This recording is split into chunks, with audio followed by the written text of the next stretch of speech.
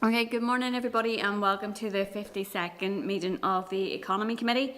Some members will attend this morning's meeting via video conference and our witnesses this morning will brief via video conference. The meeting will be broadcast live when it's open to the public and a recording will be made available on the committee's web pages on the Assembly website. So just to remind members to mute their tablet devices when they're not talking. So moving on then to item number 1. Apologies, I don't think we have any. No, we have no apologies, Chair. Okay, so item number 2 then, there is draft minutes at page 5 of your pack from the meeting on the 17th. Are members content that those are an accurate reflection of the meeting?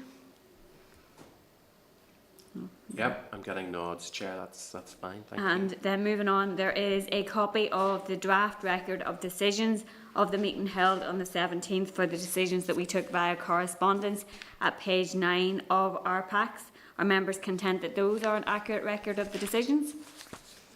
I'm getting nods, Chair. Yep. Okay. Thank you. So moving on then to item number 3, which is Chair's business, just a couple of items in here. At page 14 of your pack, there is correspondence from the Speaker, Alex Maskey, MLA, highlighting to members that a petition regarding COVID support payments for students was laid in the Assembly on the 8th of February by Sinead McLaughlin. This has been forwarded to the Minister and shared with the committee for information. So that is to note. Members content? Thank you. So moving on then, there's correspondence from the Clerk to the Public Accounts Committee. The final stage of an inquiry is almost up. The PAC opens the issue up to other committees to develop a programme of work based on the findings of the C&AG and of the committee. The Clerk has asked for an indication of any reports the Committee for the Economy might wish to take up when the PAC has completed its inquiry, so we can be updated with the likely publication date. So there's only one economy issue that has been flagged up in the PAC's current work programme, which is investment in broadband. And this has been marked as being for future inquiry, probably in April or May. So are members content that the Clerk would respond and indicate that the committee will consider whether it wishes to pursue actions from that inquiry once it's completed? Yep, I'm getting nods, Chair. Thank you. Okay. So moving on then, there is a Clerk's memo and associated documents regarding our informal meeting last Thursday morning with Queen's Staff and Student Strategy Working Group. The meeting took place on Thursday the 18th and it was regarding the group's paper Building Back Better, an Alternative Future for Higher Education in Northern Ireland. So there are some suggestions set out in the Clerk's memo which include corresponding with the university to ensure that it is engaging with the group, to commission research on the funding models for universities, and to engage with Preston Council and University of Central Lancashire around the Preston model. And members might be familiar with that from our briefing on community wealth building, and it was highlighted to us in the meeting last week that there is very strong relationships between the university and the council there. Chair, I'm thinking it might be useful, because it covers a number of the areas we've looked at, to get a briefing from relevant officials from the council and university. I think it would be really useful. Yep, I'm getting nods for that. So yep, go ahead. Does anybody that was at the meeting want to add any additional points? John and Sinead were both there. It was a very useful discussion. Yes, Chair, it was very informative, very refreshing view on the role of universities in our society, the purpose of higher education, etc. A very enlightening presentation. Okay, thank you, John. So moving on then, we have one final item of Chair's business which isn't in your packs. The committee had engaged in correspondence with an individual regarding the high price of LPG compared to neighbouring jurisdictions. The committee has also written to the Consumer Council regarding this issue, as well as the Competition and Markets Authority. The Competition and Markets Authority has made suggestions for the forthcoming energy strategy on the issue. LPG does not fall under the utility regulator here. However, the new regulator, John French, is familiar with this issue from his day in the Consumer Council, where he has moved from. Peter, have you want to pick up on this? What we're suggesting is that the committee writes to John French as the new regulator, new utility regulator, to see what he can do around potentially looking at LPG falling within his remit and being regulated. The information we have shows a huge price differential between what people pay here and what people pay, for example, in Scotland. So there's clearly an issue, and it's one that the Consumer Council previously looked at.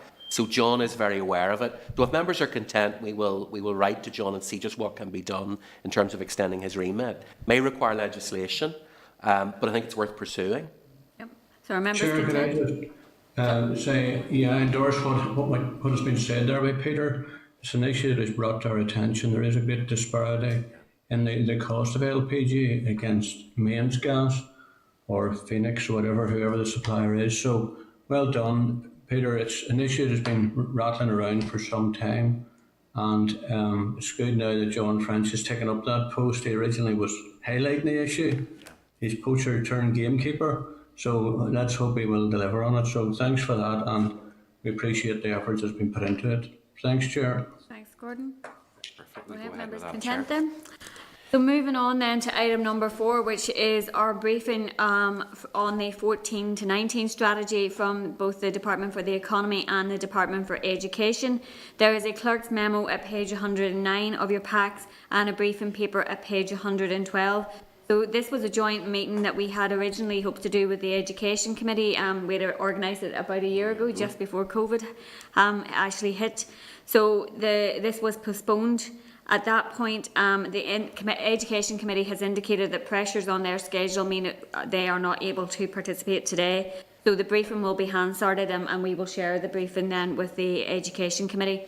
So I'd like to welcome into the meeting Heather Cousins, who's Head of Skills and Education Group in DFE, Jamie Warnock, who's Assistant Director, Skills and Education in DFE, Karen McCullough, who is Director of Curriculum Qualifications and Standards Directorate in DE, Claire McClelland, who is Project Manager, Transition of Young People into Careers, 14 to 19 Project, DE, and Joan Cassells, who's Qualifications Team in DE. So if I hand over to yourselves, I'm not sure which of you is going to open Chair, up. I think we just need to bring another into the spotlight there. Yeah, we've done that. No, it wasn't a name on it. Okay. Well, I'll hand over to yourselves and to make an opening statement, and then we'll bring members in for some questions. Good morning, Chair, and thank you very much for the opportunity to brief the committee on the ongoing joint work to develop a more strategic approach to 14 to 19 education and training. To set this in context, in 2017, the then Ministers for Education and the Economy agreed that officials from their respective departments would work together to develop a more strategic approach to 14 to 19 education and training provision. The Ministers set out a number of areas which they wished officials to focus on in order to address the challenges in the 14 to 19 education and training landscape. In order to build consensus around the main challenges and what we achieved, 2 departments commenced initial engagement with key stakeholders in early August 2018 by hosting a public sector innovation lab event. This event brought together around 50 stakeholders, including educationalists and employers, as well as speakers from other jurisdictions. The outworkings of the Innovation Lab resulted in 21 recommendations grouped under the following 4 themes: policy strategy, progression, collaboration, measurement and impact. The Transition of Young People into Careers project, or the 14 to 19 project, was established in January 2018. It is jointly led and funded by DE and DFE. A project board has been established to oversee the project, and this is jointly chaired by myself, Fiona Pepper, who's the Deputy Secretary with responsibility for Education and Children's Services in DE. At the outset, I should highlight that this is a particularly complex area of work which spans across a number of departments and sectors. The joint approach that we're taking provides an opportunity to grasp some of these complex issues and ensure that we collectively meet the needs of our young people and the economy. Initially, the project focus was on putting in place work plans and priorities, building on the Innovation Lab work and engagement process with stakeholders. A critical element of the project's work to date has been to agree a draft vision and a set of guiding principles. These have been developed and agreed in collaboration with both departments and cross-sectoral stakeholders. Both are outlined in the paper which you received in advance of today's briefing. Recognising the complexity of the 14 to 19 landscape, the project has identified a number of work streams based on the original ministerial correspondence, the recommendations identified through the Innovation Lab of 2018, and issues that have arisen through the project's subsequent stakeholders.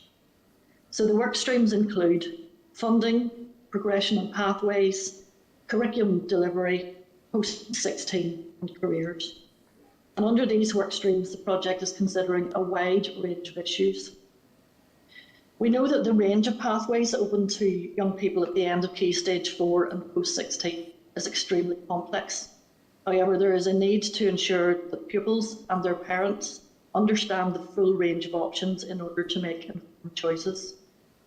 We also need to understand how the 14 to 19 education and training landscape is funded, the use and allocation of funding across the system, and any intended or unintended consequences funding has on competition, duplication, collaboration. And we need to consider and agree what the role and purpose of education at post-16 is. Finally, on the work streams, high quality careers education and guidance is crucial, ensuring that learners are aware of their options and the available pathways into higher education, further education, training and employment. Careers education and advice has been consistently highlighted by a range of stakeholders as being a critical element in the education and training journey for 14 to 19-year-olds. So moving to the current position and the project's outputs. Whilst the project is important, it is discretionary and non-statutory. And in March 2020 then, as a result of pressures faced by both DFE and DE responding to COVID, both ministers took the decision to suspend work on the project. Therefore, staff deployed on the project were redirected to support business critical work in both departments. In October 2020, both ministers agreed that the work 14 to 19 strategy should recommence, and following some preparatory work throughout October, the project resumed from the 2nd of November 2020. Prior to suspension, the focus had been on the completion of the baseline position and an evidence base to support each of the identified work streams. The purpose of this baseline document is to outline the current 14 to 19 education and training landscape and provide details of key challenges. This will form the basis of the future approach.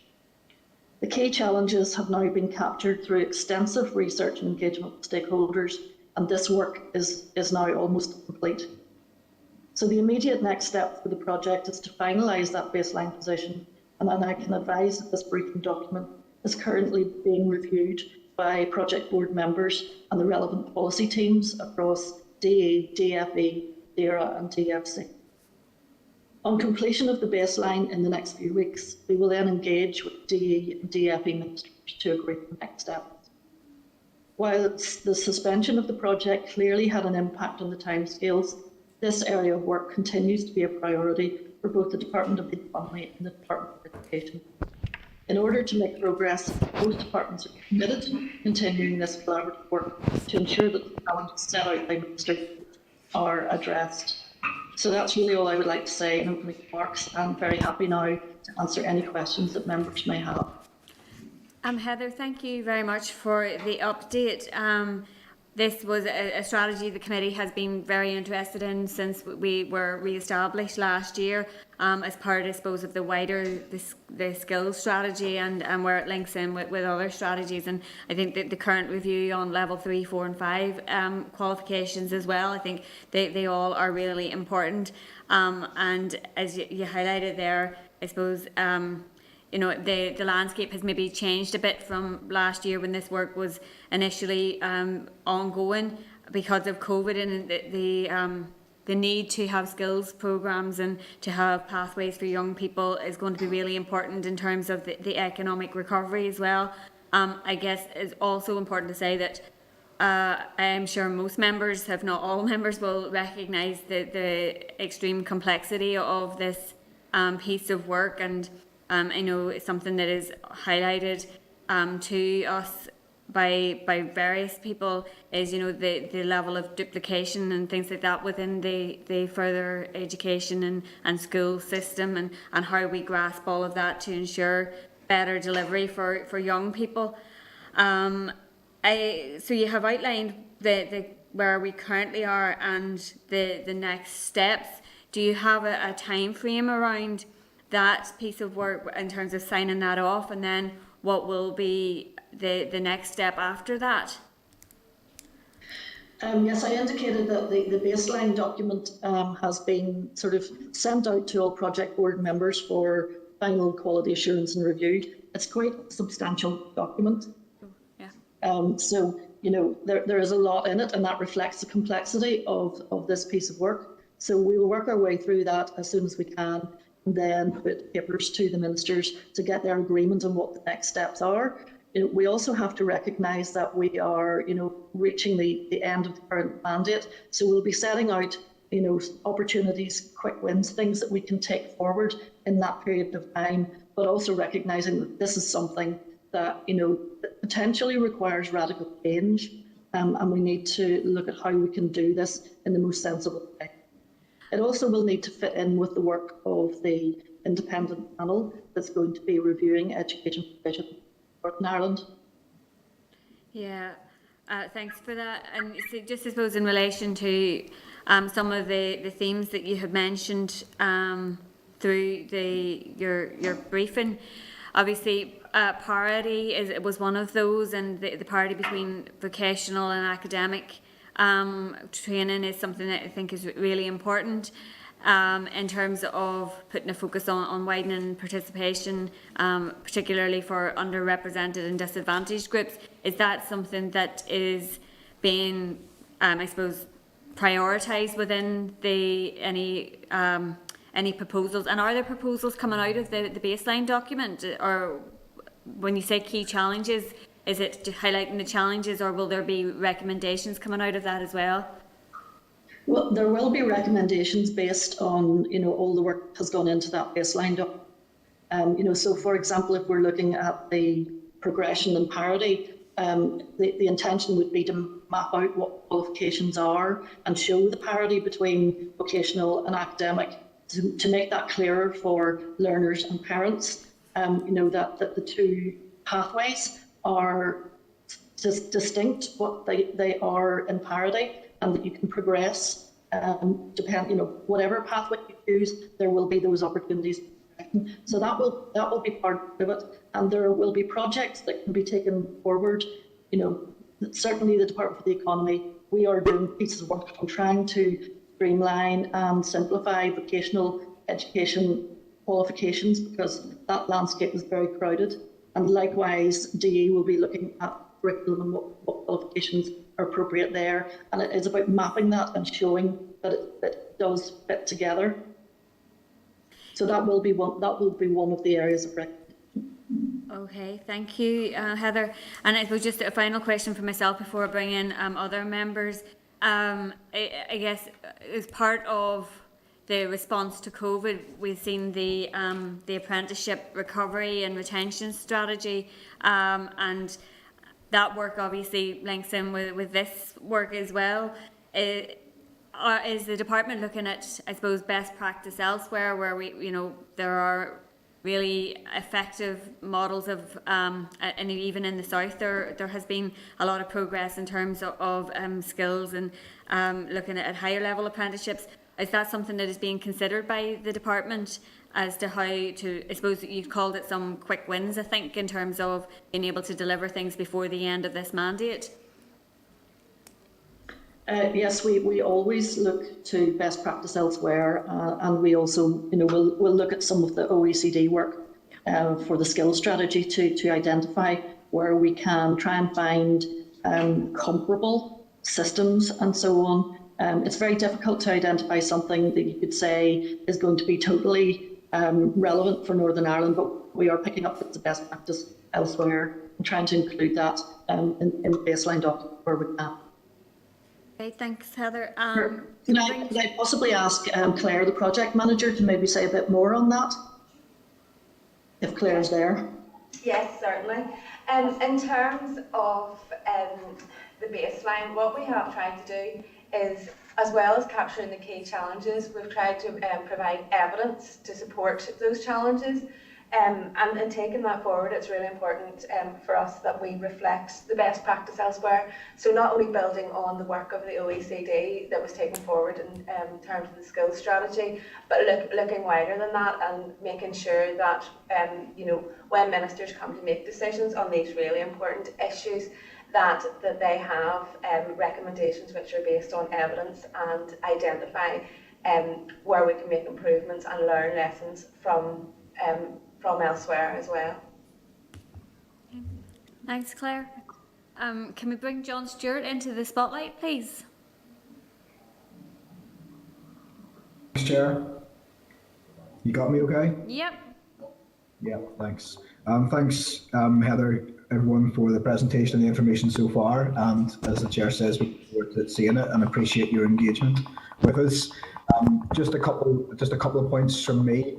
Just to get a flavour for, in terms of the engagement with stakeholders that you've been doing throughout this, I'm just keen to get a flavour for the issues that are being raised, particularly by young people, and if you're seeing key themes that maybe a coming together on the issues that affect them the most, and maybe could you just elaborate on that? Okay, again, I'll blink Claire in there. Okay, so just in terms of the stakeholder engagement, stakeholder engagement has been absolutely fundamental in developing this baseline. So not only have we engaged with young people, we've made sure that we've engaged with parents, we've engaged with schools, colleges and employers as well. But specifically in terms of the young people, the challenges that they are coming up with vary, but I think the most important thing to highlight is it isn't all bad. There are lots of young people out there who have had really, really positive experiences and are on finding pathways that are really meeting their needs, and they are progressing through the education and training system and getting really good outcomes. But there are some young people, and I suppose one of the main areas in which the young people in the feedback raised concerns would have been around careers and actually understanding those pathways. So the system is really complex. There's lots of different ways you can go. There's lots of different qualifications, but it's making sure young people get that advice and they can understand what their actual options are. And I think the main thing is, because the system is so complex, it's really difficult. Young people have told us it's really difficult for them to understand and for their parents to understand what options are available to them and where they get that the right information at the right time. So that really was the main thing from young people. Okay. No, thanks for that, Claire. I mean, that is some feedback that I tend to get, particularly from young people quite often, is that aspect around careers that maybe not as bad now as it used to be, but there's quite often an assumed pathway depending on which schools people go to and where they're going to go on, whether you go into vocational studies or the university's automatically mapped out for you, even if that's not necessarily the right course. It's just assumed that you'll go there. So maybe it's just trying to break down those assumed progresses and actually to cater each of them to individuals. One aspect that, given what the chair said about the impacts of COVID and the changing dynamic in the economy here, and an issue that came out of the APG that I was at last week on micro and small business is about trying to teach entrepreneurship to young people. Now, we have an amazing organisation here that work with a lot of schools called Young Enterprise. You'll all be aware of it. But Young Enterprise only operate in schools where they're asked to come into. So it's an optional thing, and it's not compulsory. It's not curriculum based. Yet it's no coincidence that many of our best entrepreneurs in Northern Ireland have been through that scheme, and I can name dozens. And I would love to see if something like that could be factored in to try and sow the seeds of an entrepreneurship and develop those seeds at an early age as part of a compulsory curriculum to try and develop that, because countries around the world that are leading in entrepreneurship do that. And we have sort of dipped our toe in the water in Northern Ireland, but I don't think we've fully explored it properly. So if that was something that could be looked at, I'm interested to hear your thoughts on that, because we are an economy that is overwhelmingly based on micro and small businesses, and young people quite often, I just don't think see the opportunities to do it. and maybe miss the opportunities at an early age. So again, keen to get your thoughts, and maybe that could be something that could factor in. I'd really appreciate it.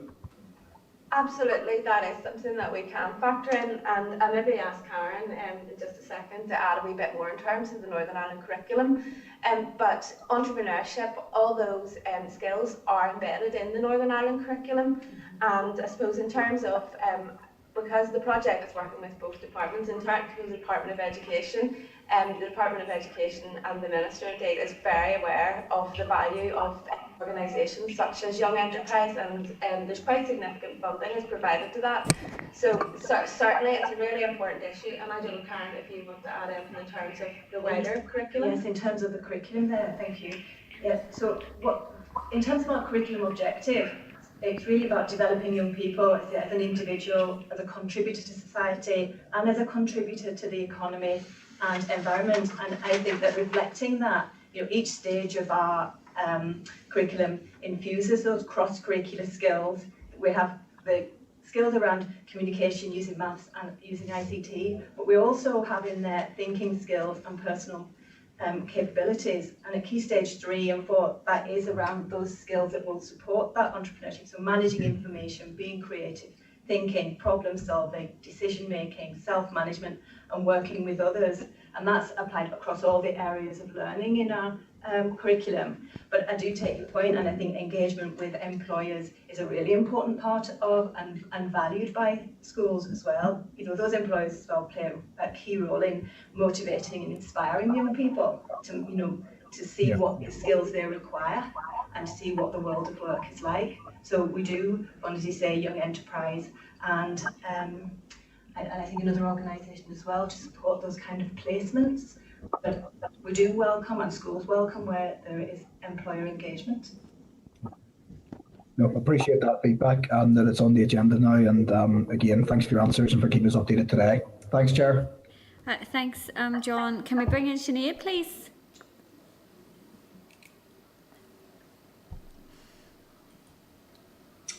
Good morning everybody, and thank you Heather for your presentation.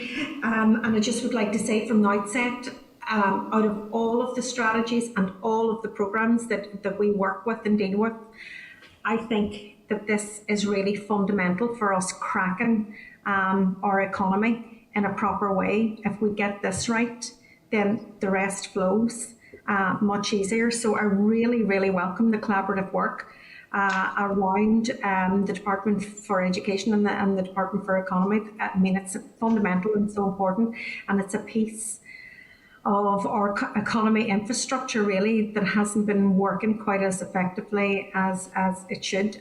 So I really welcome this piece of work, and I know it is very complex, and I can see that from the baseline study that Heather held up there now. There's quite a bit of work that has been done and quite a bit to do, and I think it's long overdue, and I'm glad to see the collaboration taking place.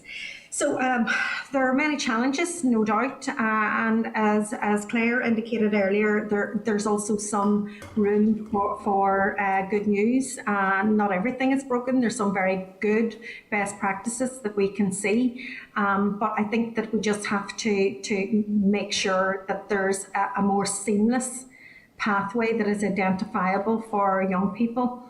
And not everything fits in the little boxes sometimes that we try to create. And I would really ask to Heather, there are challenges in and around this. This will not be fixed overnight, but there's also cost implications as well. Any consideration been given to the cost of actually developing some of these programs and ensuring that there is along it, and one of the areas that I'm particularly concerned about is the higher education piece after the 14 to 19 and bringing that right up through HE as well. There are areas there that needs considerable investment and considerable changes. And back to John, I'm giving you two questions here, but back to John Stewart's observations regarding the career advice and career guidance. That is fundamental at a very, very early age. And I think sometimes we actually start that nearly too late. People are actually considering their career guidance, you know, at the very point and when they have to make choices. And I think it should start really, really much sooner for our young people, so that they know that there are other pathways other than universities. But there has to be a clear quality career guidance, and it's not just dependent on the school that you go to, where the choices are open and available to you. So those are just a few. I would like to hear your observations and some of your thoughts around the challenges and some of the opportunities that lie ahead as well. Yes, Sinead, thank you for that. I mean, I agree with absolutely everything you said. It's and at the moment, you know, both the education budgets are struggling, you know, and there's a lot more we could do, but I think there's a lot more we not, you know, so the issue of duplication and so on needs to be looked at. The issue of, you know, some schools say they have to do it as well with early learning partnership because of the difficulties funding to send pupils to. So those are the sort of things we need to look at and use resources more efficiently. But there is no doubt that, you know, as part of the recommendation, we will be looking at what some of these would cost and then seek that investment where we need additional investment. So it is complex. I mean, on the issue of careers, we know that the system is a bit disparate, but one of the interesting observations is that during the pandemic, when these career interviews with a careers advisor have been online, parents have also been able to participate, and therefore, you know, you're getting the information and the learners at the same time, and you know, that is great to see that, and that would ensure that this is less there about what options there are for young people, so that, you know, the young parents about. So I think, you know, there's potential for that to be better in the future using the technology that we now use in the pandemic. Yeah. Does that answer your points? I mean, higher education funding is a whole different area. That, yes, totally agree that there needs to be more investment. You know, where we're seeing that increased applications to universities and go on. But we also need to consider, is it appropriate for everyone to go to university, given that we've identified that we have skills gaps at level 5, you know, and university isn't for everyone. So again, it is about more effective use of the resources that we have. And, you know, certainly last year, higher education courses did suffer because more people went to universities and didn't enrol in the excellent level 4 or 5 provision that's at further education colleges. And, you know, I'm trying to encourage further education colleges and the universities collaborate on that rather than it being competitive. Let's collaborate, let's get people in the appropriate courses for their level.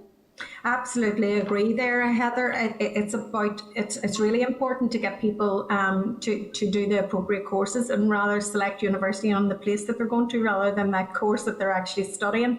You know, there's a cost of exporting an entire university worth of people out of Northern Ireland. There's a cost to our economy. So we actually have to look and weigh up that cost too. But certainly, you know, sometimes I think that there is blurred lines when it comes to the further education, like what the further education institutes, what is their main priority? Is it vocational training? But a lot of it is spent actually trying to bring students up to a standard that they should have got within their school system, and then they have left, and the further education colleges are trying to pull them back again. You know, there's a failure in the systems, so we need to actually fix it before they actually leave school and then possibly go on to higher educations or further education colleges.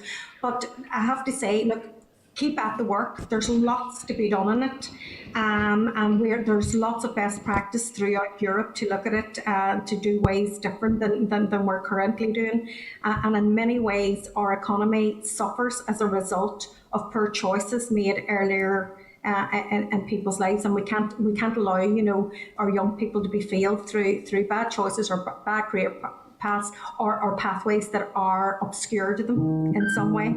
So thank you very much for that, and no doubt we'll come back to you again and ask you loads of questions about this as it develops further. Thanks, Heather. Thank you. Thanks, Sinead. Sorry, can I just pick up, I suppose, on the engagement point as well?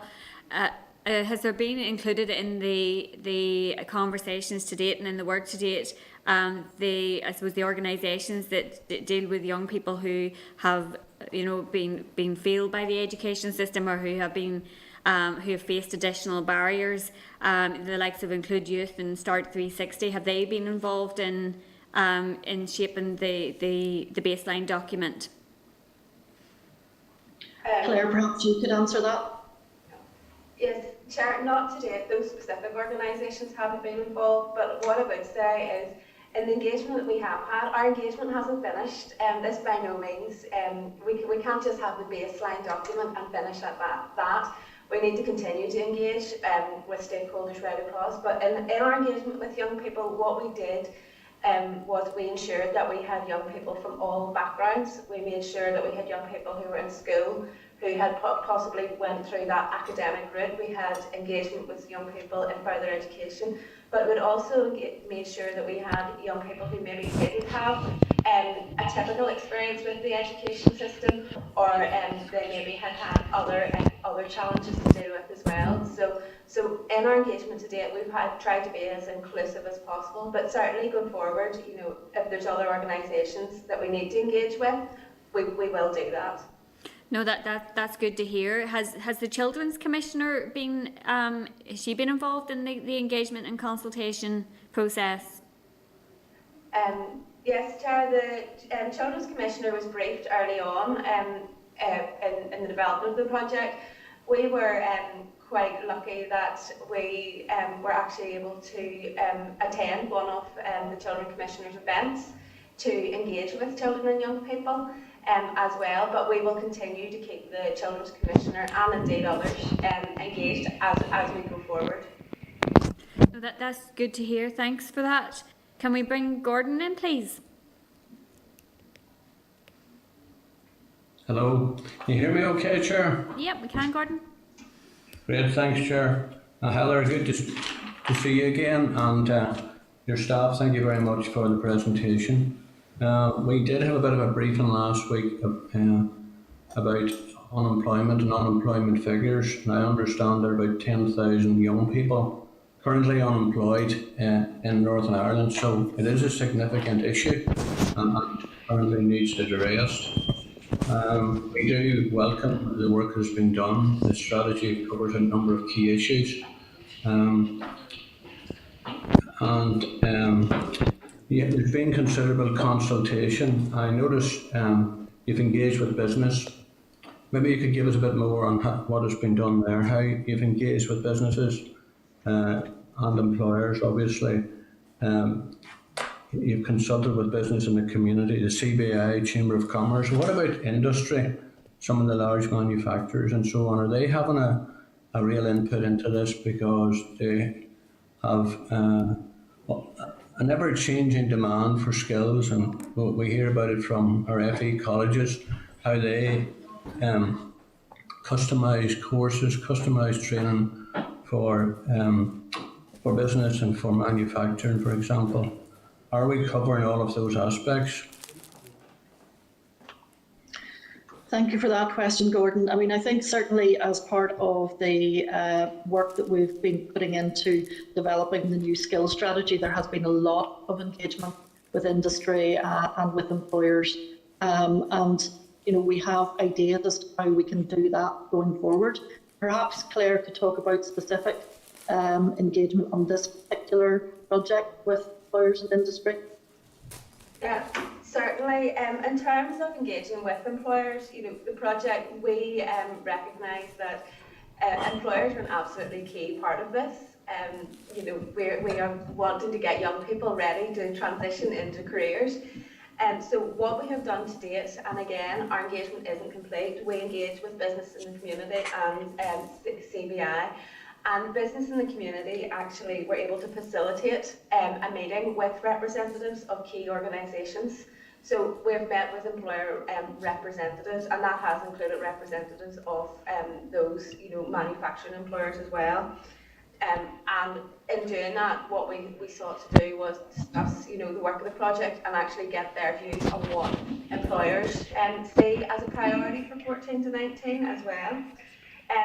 We had some more work to do prior to the suspension of the project, and unfortunately due to COVID that didn't happen. But in the next, you know, number of weeks, we may look at how we can take forward further focus groups specifically with employers.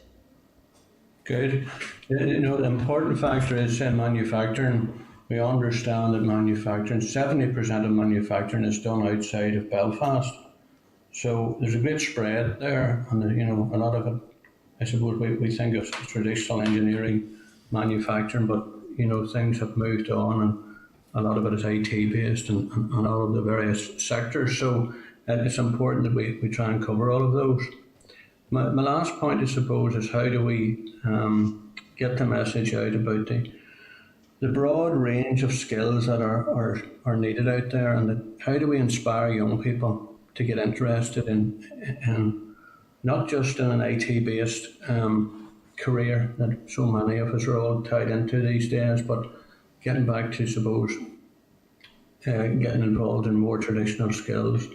And how are we ensuring that young people are at an early stage are made aware of all the various options and choices that are available out there? Yeah, I think Gordon, that remains the key challenge for us is getting young people inspired. And we have mentioned careers advice and have mentioned, you know, the sort of the variability of careers advice that young people get. And I think, again, I go back to my working collaboration. It'd be great to get collaboration between employers and the career service, maybe doing some case studies on, you know, a career either in a more traditional industry or a career in high tech, and maybe do short videos, social media, so that young people, you know, we're communicating with them in the way in which they prefer to be communicated with, and to show them what kind of career they could have, and it might be something to show that there are pathways, and you can start at different levels. So I think there is a lot to be done. A lot of it is about out there. A lot of it is about being creative and communicating with young people in the way in which they can relate to this. And it's I guess it's quite challenging for those of us who are more mature, and I'm talking about myself, to think about the best way to communicate with young people. But we do need to do that, and our careers advisors have a lot of experience in that area, and we need them as well.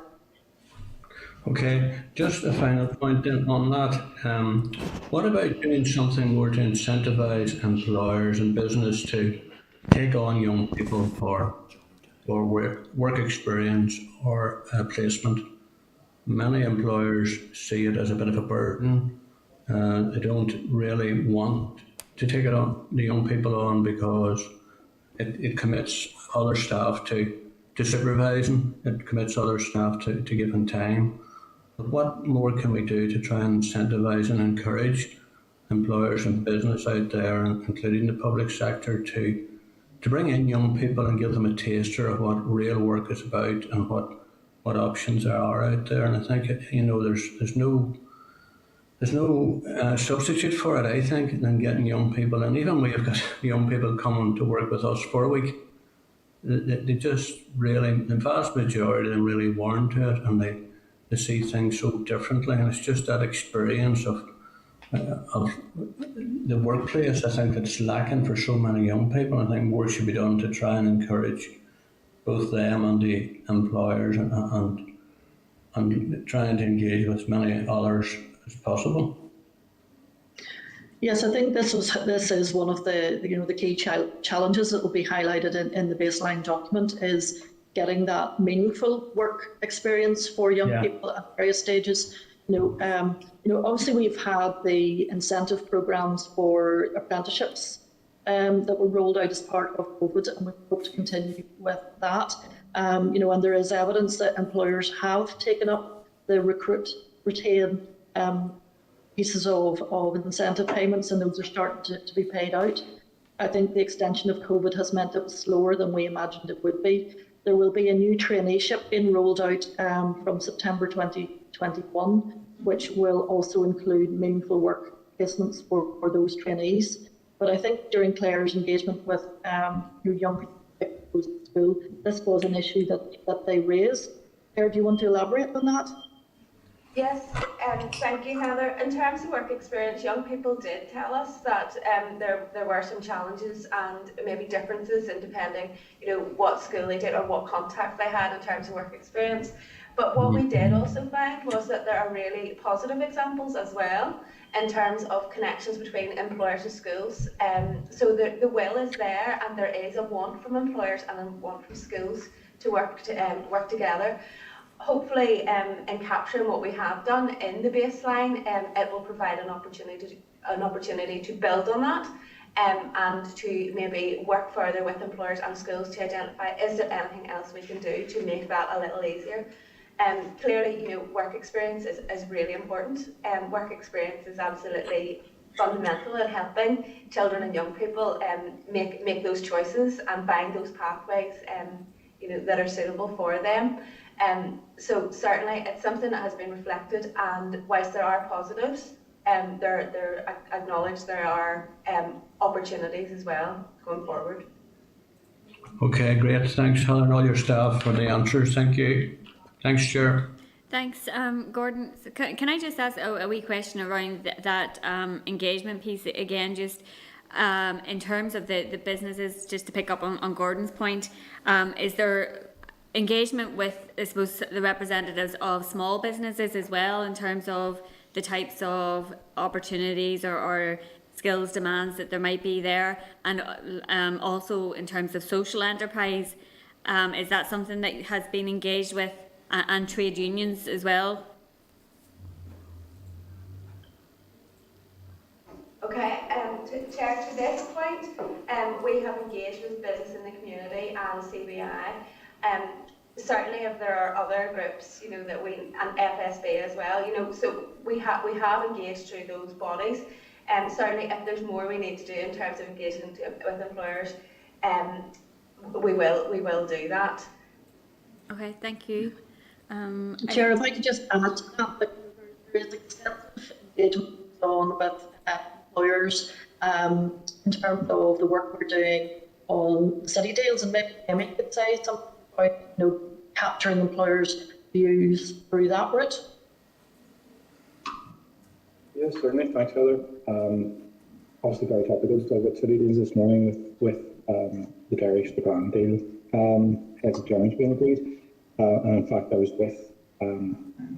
with that council yesterday in their Employability and Skills Advisory Board, which reports into the overall city deal, and that's just that's a great engagement that we do sort of 4 or 5 times a year, and it's just one, I suppose, of the wider landscape of employer engagement that we do across the city deals piece. So that also applies to region deal and the Causeway Lens and the fourth deal.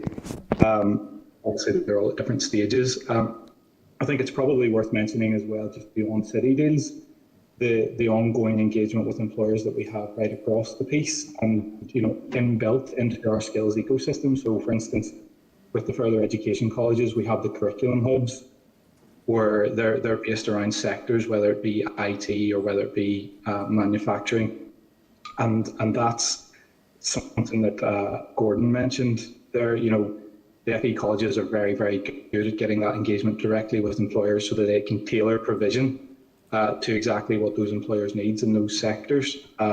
Likewise, on the apprenticeship side, we have sectoral partnerships that help to develop and make sure that the apprenticeship offerings, and that's higher level apprenticeships as well as the traditional ones. So I think it absolutely is worthwhile mentioning the engagement with employers in this specific project, but also that it doesn't sit in isolation amongst our wider engagement. No, thanks for that, Jamie. I appreciate that. Can we bring Claire in, please? Thank you, Chair. Good morning, everyone. I just want to pick up on that point in relation to the careers service. I think it is really important that we do find a way to communicate effectively with young people about the careers that they have in front of them, and indeed inspire them. I remember when I was getting to that point in my life when I decided what I wanted to be when I grew up, and I was really keen to actually progress something in and around art, but felt that there were no options open to me other than just to be an artist, if you like, whereas, opportunities for graphic design, illustrators, all those different types of things, which really do play into what the future of Northern Ireland and the skills that will be required. We only need to see that with the universities, illustration and games academy that was announced in the last couple of days in relation to Fortnite. So I do think that we need to start looking at what's out there and what big companies want, and utilising the interests of young people so that they can be inspired into a career that they maybe wouldn't have thought of. The second point that I wanted to ask about was in relation to other schemes of other departments, and specifically talking about the Job Start scheme. And I know that is a scheme that is facilitated through the Department for the Communities, but I met with an employer recently who said that the Job Start scheme is really important for being able to take young people on, providing them with that much needed experience. And is that something that the department would be potentially looking at in collaboration with the Department for Communities? Because it is about jobs, but what's really great about this particular scheme, or what could be great about it, is the opportunities to provide them with experience, which is the necessary next step after qualifications. Yes, Claire, thanks very much for that. I think for your first point on careers, absolutely, we need to get better at making sure careers advice is as up to date as it can be. So there's a continuing professional development need for careers advisors, careers teachers that we need to look very seriously at. And also, there are other web-based tools that maybe other nations have that we also want to look at and seek investment in. So, that we're very aware of that and wanting to make that better. In terms of then the Job Start scheme, we have quite good engagement with Department of Communities. We had been talking to them quite a while ago about that, and I think unfortunately the funding for that wasn't forthcoming. So we are going to be working together to see what labour market interventions we can do together, combining our efforts and see what we can do. Obviously one of our concerns before about Job Start was, would it take away from the apprenticeship programmes? Would it be a cheaper way for employers to take people on for shorter periods of time? But I think there is a whole suite of things we could do and ensure that there would be opportunities for everybody to get tasters to then maybe go on into an apprenticeship that worked out for both parties, etc. But yeah, we are going to engage very closely on that. Okay. No, look, thank you, Heather. I'm pleased to hear that you are working closely with the Department for Communities on this. I'm all for cross-departmental working. I think the outcomes-based approach that we had agreed to a number of years ago is something that we need to provide focus on. And, this isn't just about providing an income for young people, even from a welfare perspective, which is, I suppose, why it's the Department for Communities. This is about being realistic about getting young people into work so that they don't necessarily need to access that welfare. So, I really do think that the Department for Economy, needs to almost try and share that, I suppose, approach in trying to get young people into jobs. And businesses, are really keen for it too. It is disappointing that funding couldn't be found. I would nearly go as far as to say in this climate we should be trying to prioritise that. And certainly, I'm advocating with the Department of Finance, Communities, and even the Economy Minister to try and progress this, and find the money, because I do think it's really important. Thank you. Yeah. Thank you. Thanks, Claire. Can we bring in John O'Dowd, please? Thank you, Chair, and thank you to the team for their answers thus far and the information thus far. It's good to see progress being made on this. I recognise some of the team from my days back in the Department of Education when we were working on it as well, but progress has been made, that's good. I think in terms, I'm was disappointed, and I think it undermines what's known as vocational education and vocational courses when the Minister recently announced £500 for full-time students studying higher courses, but not for full-time students studying further education courses. So I think that undermines some of the work we're trying to do to encourage young people to explore all their career pathways moving forward, and to put an equivalence between the benefits of exploring trades, etc. Anybody who's currently trying to get hold of a tradesperson or pay a tradesperson to do work around their homes will know that it's very difficult to do so. So I think there is an opportunity for the economy there. But my question comes back to the point of getting information out to young people and to parents about the options they have available to them. We've never really been able to crack this nut in terms of speaking to parents and young people about the options that are available to them. And while it's welcome that more and more young people are going to universities, it's not the career pathway for everyone. So could you just expand further in terms of what options or what is being explored and how we engage with young people and parents on the benefits of many courses that are not university based? Yes, indeed. I mean, I think it goes back to some of the points that I was making earlier, where we need to be better at getting the information to both learners and parents at the same time. And I was extolling the benefits of current web chat approach rather than careers advisors going into schools, because it means that the parents can be around the table when the careers advisor is speaking to the young person. I also said about trying to simplify the information that goes out about pathways and parity between the vocational and the academic, and map that so that there is something visual that people can look at to see that there is parity between the different pathways, and involving employers and case studies and things like that in order to get that information out. And then using the web-based technology other nations have brought in, such as Scotland, and just modernising things that we do in terms of careers. It has been, there have been improvements, but there is more work to do to do that work. Oh, okay, thank you. Thanks, John.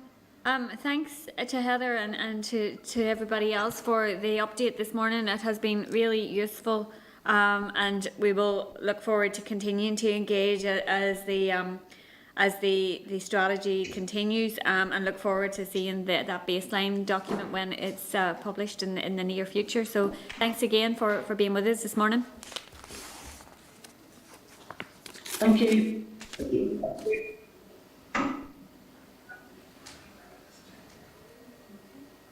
Okay, so members, Peter, is there anything we need to pick up on there? Or? Yeah, Chair, just as you'd said at the outset about sharing the Hansard with the Education Committee, and potentially, if members were agreeable, advocating that they receive the briefing as well, if at whatever point they can fit it into their forward work programme.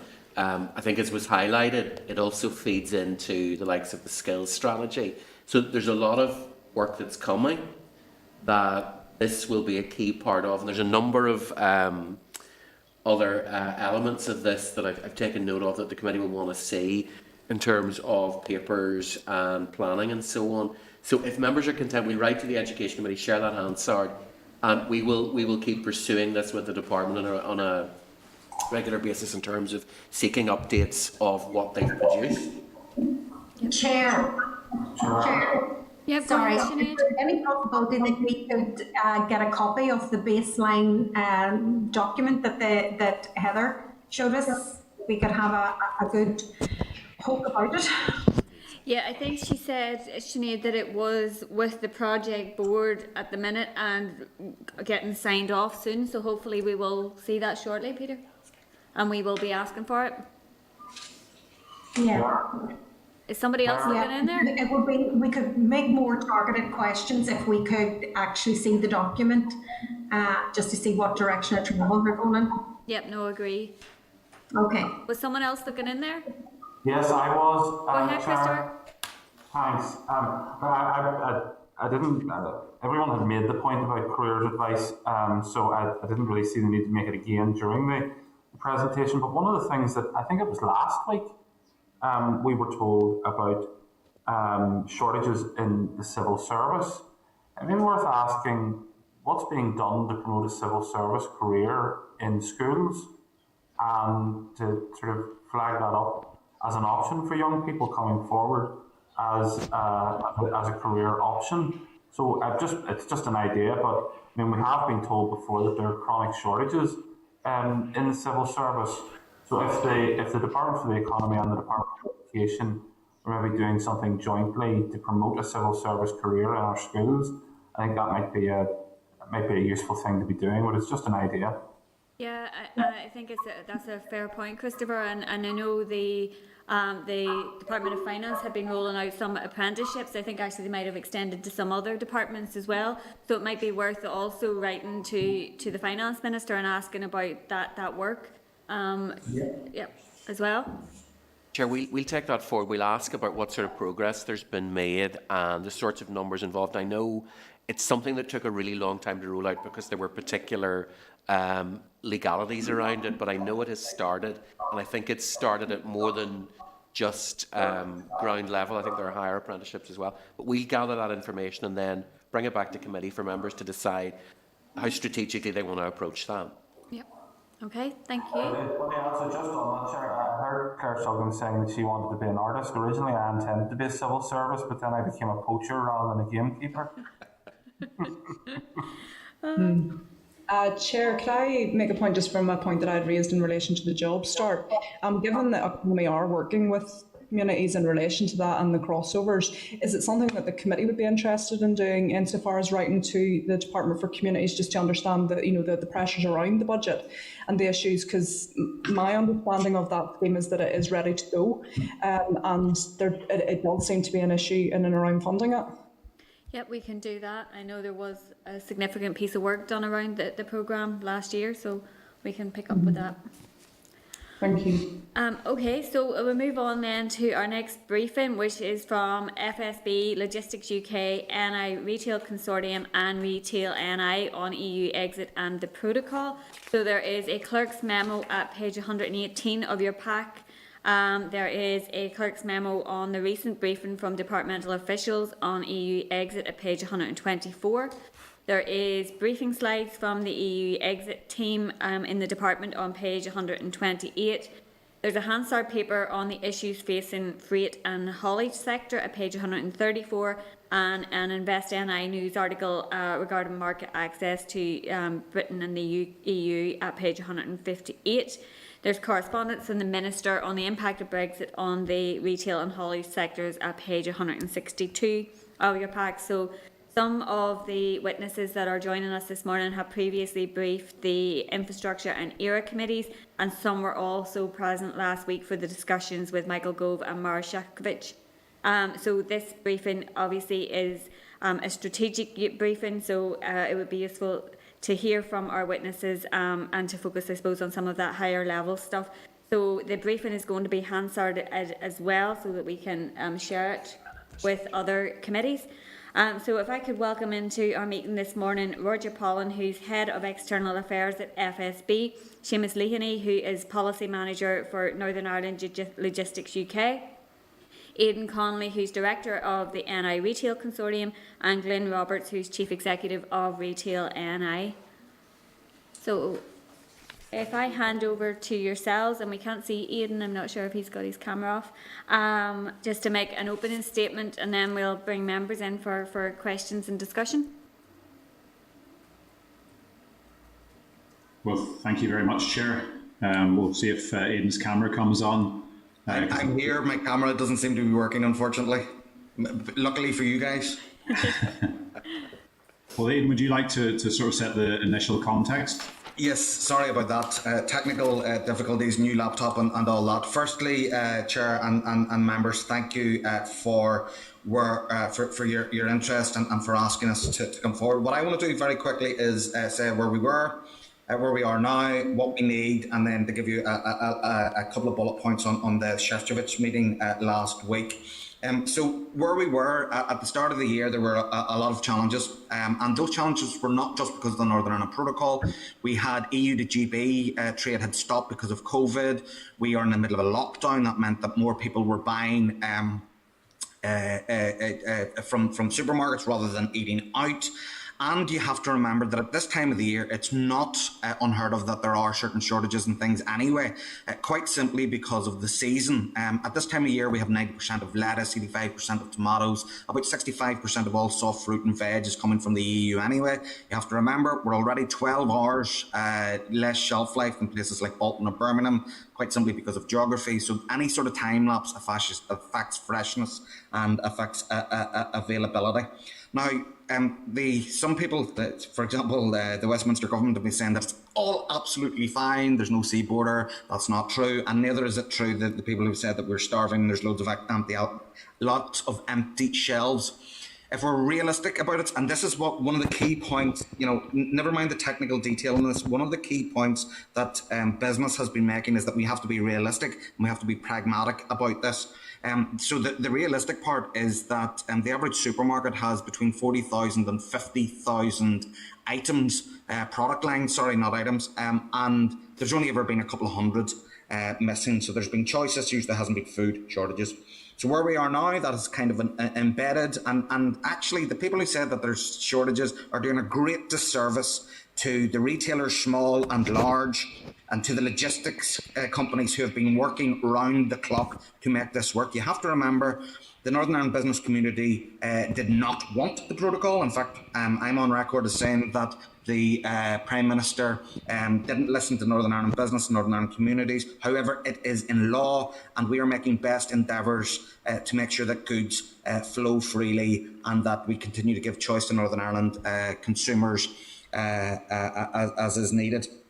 So we know that there are challenges coming, especially 1st of April, with the end of the grace period that we will need export health certificates, and the end of the derogation on parcels. So what we need has been summed up by the Northern Ireland Business Brexit Working Group, which I have the pleasure to convene, as 4 things. Firstly, is stability. That's an immediate extension to those grace periods to continue to allow Northern Ireland business to adapt.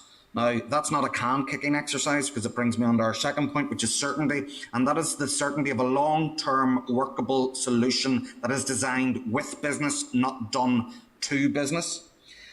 Thirdly is simplicity, and this is the real heavy point in this, that there is a sliding scale of simplicity. So at the very bottom you have digitisation, so all of those EHCs, instead of 70 pieces of paper, you have 1 or none at all, right through to that digital evidence of where things are going.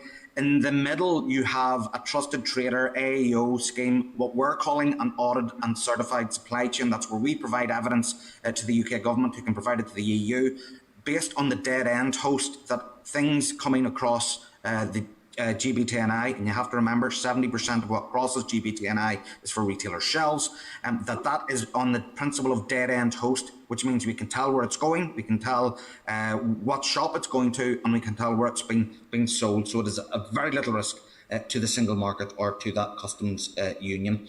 Another part of the simplicity is a veterinary agreement. Now, some people talk about Swiss style. You've got to remember that the Swiss style agreement is underpinned by 229 other pieces of agreement between the EU and Switzerland, and built up over 40 years. People talk about the New Zealand agreement. New Zealand agreement would actually be quite good. It means 1% checks. That means only 7 lorries a day crossing the Irish Sea. That came from a piece of work that Manufacturing NI, Logistics UK and ourselves did a couple of years ago. But when things are moving from New Zealand, there are usually very few products, whereas the main supermarket loads would be up to 1,500 products. So all in all, what we need is simplification, a veterinary agreement, but it needs to be a Northern Ireland style veterinary agreement, one that works for business and people here. Lastly, all this has to be done as far as affordability is concerned. Now, that is 2 types of affordability. Firstly, the affordability and the removal of friction that allows Northern Ireland business, large and small, to continue to be competitive, and that affordability for Northern Ireland households that have half the discretionary income of Great British households. Lastly, I'll quickly talk about what Vice President Šefčovič said. So firstly, he said that the EU remains committed to the protocol, to the North-South bodies and the Good Friday Belfast Agreement. And he says that the 8th of December and those derogations that came, those grace periods are proof of that. He says that we're dealing with the consequences of Brexit. There is no alternative to the protocol and we have to make this work. There can be no permanent grace periods and no permanent derogations. However, he says that there can be facilitations. One of the things that we put to him is that the grace periods were there until a new trading system was put in place. For us, that principle still stands because that new trading system is not in place, and he did agree that. Thirdly, he says the protocol offers opportunities. That's the creation of new business and the sustaining of current business. And then once we had made our presentation, he came back. One of the big things that we've been asking for as the Northern Ireland Business Brexit Working Group since last September in the UK Internal Market Bill, when information from the EU tended to dry up, was a consultative body for business. That is being actively considered, and we look forward to seeing how that goes forward. But he did agree that we have to work on this together, that there must be political leadership on both sides. So for us, it was a lot, I'm not gushing about it. We are pragmatic and we are realistic, and anything the Commission wants to do will be tempered by the needs and concerns of the 27 member states. For us, I think that it is a step forward, as in there is a recognition of the concerns of Northern Ireland business, and there is that willingness to work on facilitations. That, added to the admission that there's a need for better communication, means that for us, last week's meeting was significant and had some progress that we needed. Thanks. Thanks, Aidan. Is anybody else wanting to come in before we open it up to... I suppose if I could just add to that, and thank you very much, Chair, and Aidan, thanks for that scene setter. I suppose colleagues here will bring great knowledge across a range of issues, principally within bringing products in for retail and with transport and logistics. FSB's membership is much broader and encompasses a real diversity of businesses, some of which see great opportunity through this, but some of which see existential threat, and many of which are somewhere in between. So I think what we're going to try and do in this session is just share information with you in a way that best helps with your inquiries into this. So going back to what this is all about, on our meeting the other day with Šefčovič, it's about the Northern Ireland Protocol, and we drew their attention to the element in it that said that the EU and UK are determined that the application of the protocol should impact as little as possible on the everyday life of communities in both Ireland and Northern Ireland. And there are key issues that affect the business community and the wider population that require urgent and permanent solutions in the spirit of that original commitment by the EU and UK, if we're to avoid wider community turning its back or turning against the protocol. Now, they have been characterised as the 5 Ps, the parcels, pets, potatoes and potted plants. So those are by no means the only issues that are requiring resolution. They're just totemic ones. But failure to address them in a way that will impact as little as possible on the everyday life of communities in Northern Ireland will risk being intensely damaging to businesses here. And the other thing, I suppose, was that the protocol's operation could be summarised, or it has been summarised, with the best of times and worst of times. So in its favour, the protocol offers the perfect conditions for manufacturers from anywhere on the planet to locate in Northern Ireland to benefit from unfettered, tariff-free, quota-free and customs-free access to the UK internal market and the even larger EU single market. Now, that opportunity is solely here in Northern Ireland, and so it presents a unique package of English-speaking, robust laws and courts, highly educated workforce, some of the lowest property costs, 5 seaports, 3 airports, plus Dublin Port and Airport very close to hand. And indeed, if I believe that Belfast is now the second largest English-speaking city in the entire EU single market.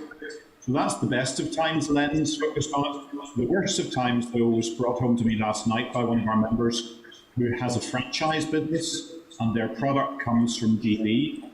It's a pet food business, and they are being advised that they need to have the postcode for the farm and the date of fallow for the lamb that goes into their pet food. Because they're a franchise, they can't source elsewhere, they can't bring a different product or source local in Northern Ireland. Their entire business is dedicated on being able to access that product from GB. So I say there are two different lenses being focused on this, and for some, yes, it is the best of times, but for others, it very much is the worst.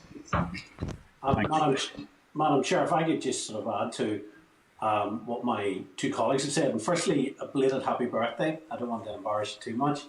But I think Aidan and Roger have summed up the situations fairly well. I think for us, it is about how do we get long-term solutions? How do we secure unfettered trade? And it isn't a case of kicking the can down the road if we get an extension of the grace period announced today.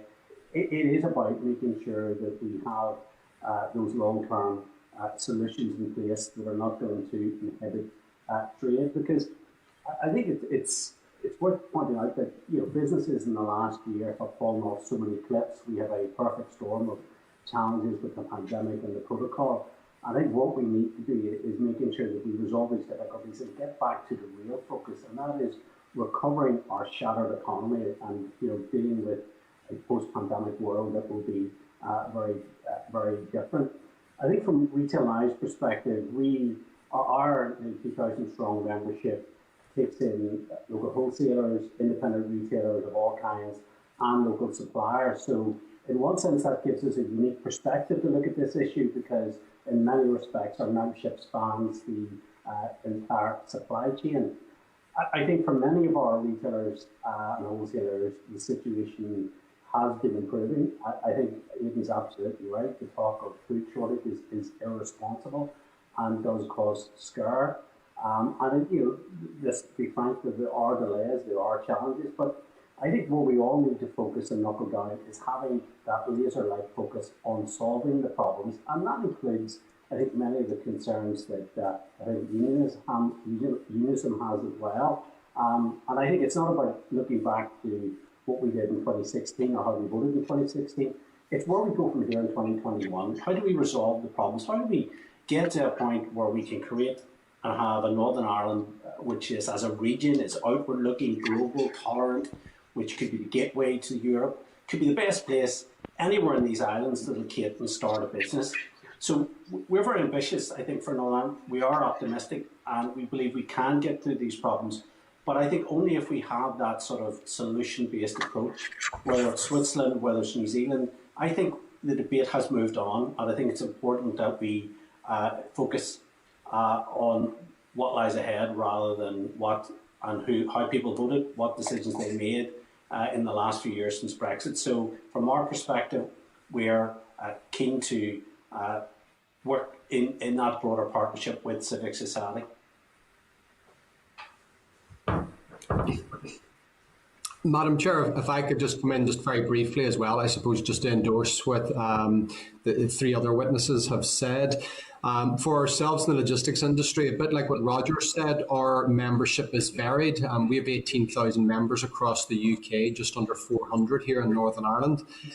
We surveyed our members at the end of January, start of February, and 62% of the membership who responded to that survey said that there were lower volumes on GB to Northern Ireland.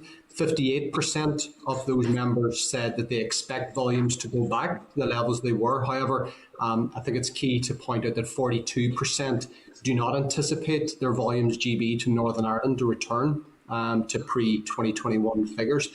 And the main reason given to that was that there's either they're using alternative routes, their customers or traders are using new suppliers, or there's reduced trading confidence in GB. And that's down to primarily businesses not just being fully aware of their undertakings and responsibilities with moving goods to Northern Ireland. And really, when we look at things like extensions to grace periods, certainly it cannot be a short-term solution. It is the means to give us time to implement these new IT systems. And I think what Aidan mentioned there as well about a fully audited a fully audited supply chain that can be easily traced back to origin, destination, etc. And that's something actually we proposed this time last year as a solution, especially for the movement of food. But obviously key to discuss these on the discussion this morning, especially around parcels and around food supplies. That's all. Okay, thank you all for your briefing. It's been really useful to us, and thanks for the birthday wishes, Glenn. I guess if I could just pick up first of all on the meeting with the Commission and the British Government last week, and it was useful to get the feedback from that. Do you have more confidence coming out of that meeting that there is a willingness to look at flexibilities within the protocol to resolve some of these issues and difficulties that businesses are facing currently? Well, I have to say that last week's meeting was a bit of a tour de force from the business community in Northern Ireland. Those people who were on the call were really top of their game, I have to say, at outlining what the challenges were, but it was done in a pragmatic way. I think that was reflected back in how Minister Gove, CDL Gove, reiterated what we said and asked us if he had a correct understanding, which he did. The fact that Vice President Šefčovič took on board the principle of the need of further facilitations, the need for better communication and the need for political leadership on this. Now, I am in no way, gushing about it. We are very realistic about the challenges that there are. You will have different member states who will be pushing that there's no competitive advantage and that the single market is protected, and that is one of the reasons why sometimes it takes so long to get these things. But I do know that the EU has been talking to member states over the past few days since the Šefčovič meeting to gauge reaction and look at facilitation. So it's a lot more positive than where we are, not more positive than where we had been. Doesn't mean that we are going to get a magic customs ferry or magic SPS ferry. It does not. However, I think that we have done, as a business community, we've done as much as we can to fully articulate the concerns and also some of the solutions. Yeah, Aidan, if I could just ask, in relation to some of those flexibilities that aren't yet being properly used, that were agreed to back in December, if you can maybe just elaborate a little bit on that and what is required in terms of the facilitations that you have mentioned, where there are currently gaps, and specifically in relation to the veterinary agreement, where you see that being a challenge, or how realistic you think that reaching agreement on something like that is? So the grace periods are there. We have to remember that the biggest part of this was the fact that the transition period was a complete misnomer. But it doesn't sound as good as the protracted negotiation period, which it really was.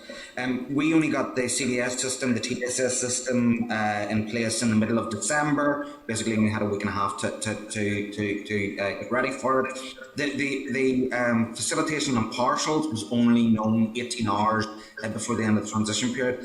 And with retail, with logistics, with any industry, this is not about flicking a switch. This is about making sure that the computer systems can deal with it, but also training up our staff. So from the person who takes the order to the person who fills in the paperwork to the person who actually delivers it, all need to know exactly what they have to do under their legal requirements. And that's a big thing to remember. The retailers and business, GPD and I, they all want to fulfill those legal requirements. On the grace periods themselves, they are working well. The fact is that they're working well because they are needed. It's not been easy in any way, shape or form. As you can tell by the tired looks from everyone who is giving evidence this morning on this issue, we've all been doing long days answering queries from members, large and small, because that's what we've had to do, and that's a big thing to take away from this. That business has been making its best endeavours. Now, as far as the facilitations that needed, the digitisation is something that can be worked on. A trusted trader scheme, an AEO scheme, auditable and certified supply chain, which is what we're calling, because AEO and trusted trader make different things to different people. We need something that is suitable for Northern Ireland and as wide as possible. But that can be done, but it needs political will on both sides. We're very, very clear about that. It needs a very clear evidentiary burden, but that evidentiary burden should not be prohibitive to small and medium enterprises as well. And we are, it needs to cover customs, of course, with CSS is there to be part of that. But the biggest thing is the SPS, those sanitary and phytosanitary checks and regulations. And that's where DEFRA is currently working on different models. That's the embryonic stage at the moment. However, we are making progress, and that is the thing that, as Clint said, it can't be can-kicking, but there is progress that has been tangible and that is happening. On the veterinary agreement, that sort of strays into the world of politics. And again, it's what the political will is. It falls down to number 10 and also that 80 majority in the House of Commons. Now, as you know, the House of Commons actually voted against giving itself more say in trade agreements. So if this was an initial, an additional agreement, there's a good chance that it wouldn't actually go through there. However, it is, for some people would argue that it is not Brexit if there is a veterinary agreement. To me, there is, that we need to sidestep politics, and that's what we do in business.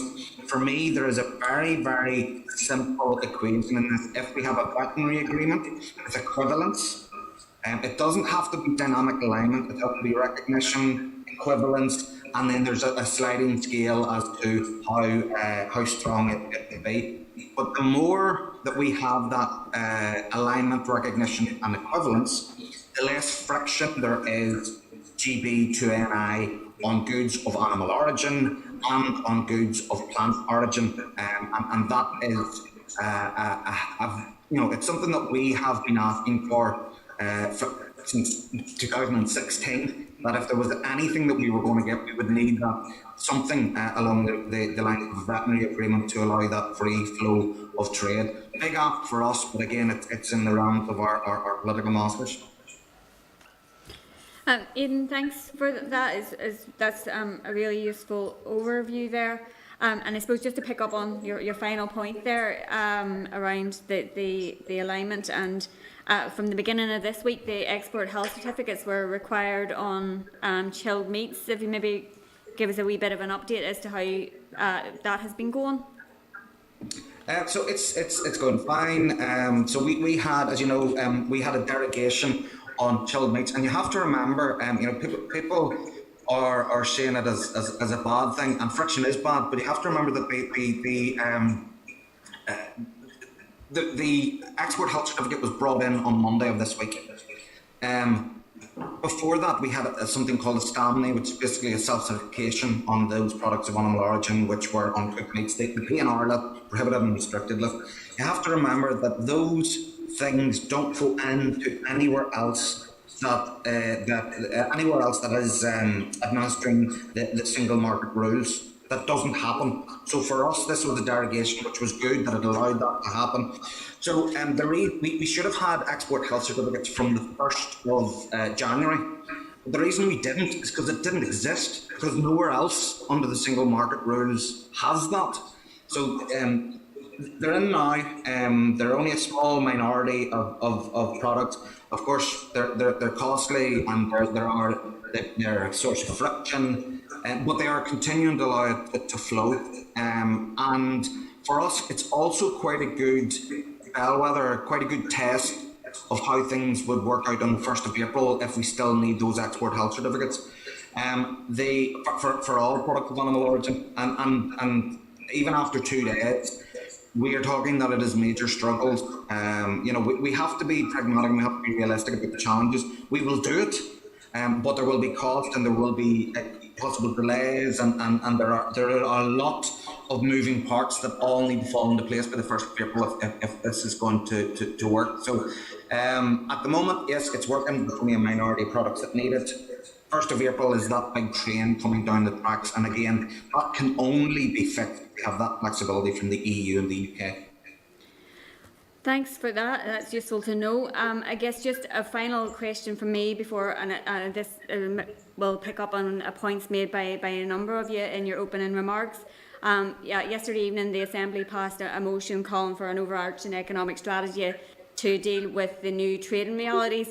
If I could just maybe ask how you think that it's important that we respond to the new trading realities to support businesses to adapt and to take advantage of any opportunities that are there from the new arrangements, how you view that should be done, or what specific ways that businesses need to be supported in line with the new strategy in respect of that.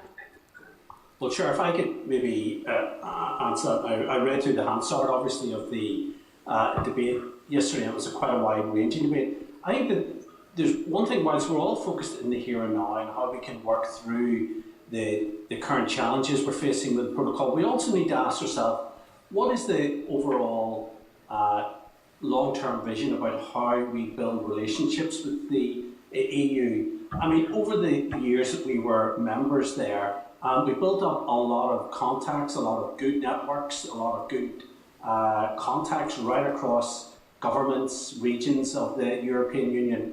And I think one of the things that we perhaps now need to ask the Executive Office is the Executive Office in Brussels. I think that needs to be certainly obviously maintained, but I think enhanced as well. Obviously, Invest in I are in that office as well. So I think that needs certainly a new work plan to reflect the new realities of where we are, that we can continue to build on the contacts and relationships, and obviously the relationship that the protocol has, that we have with the single market. I think the other issue is, I think it is important that the European Commission reopen an office in Belfast.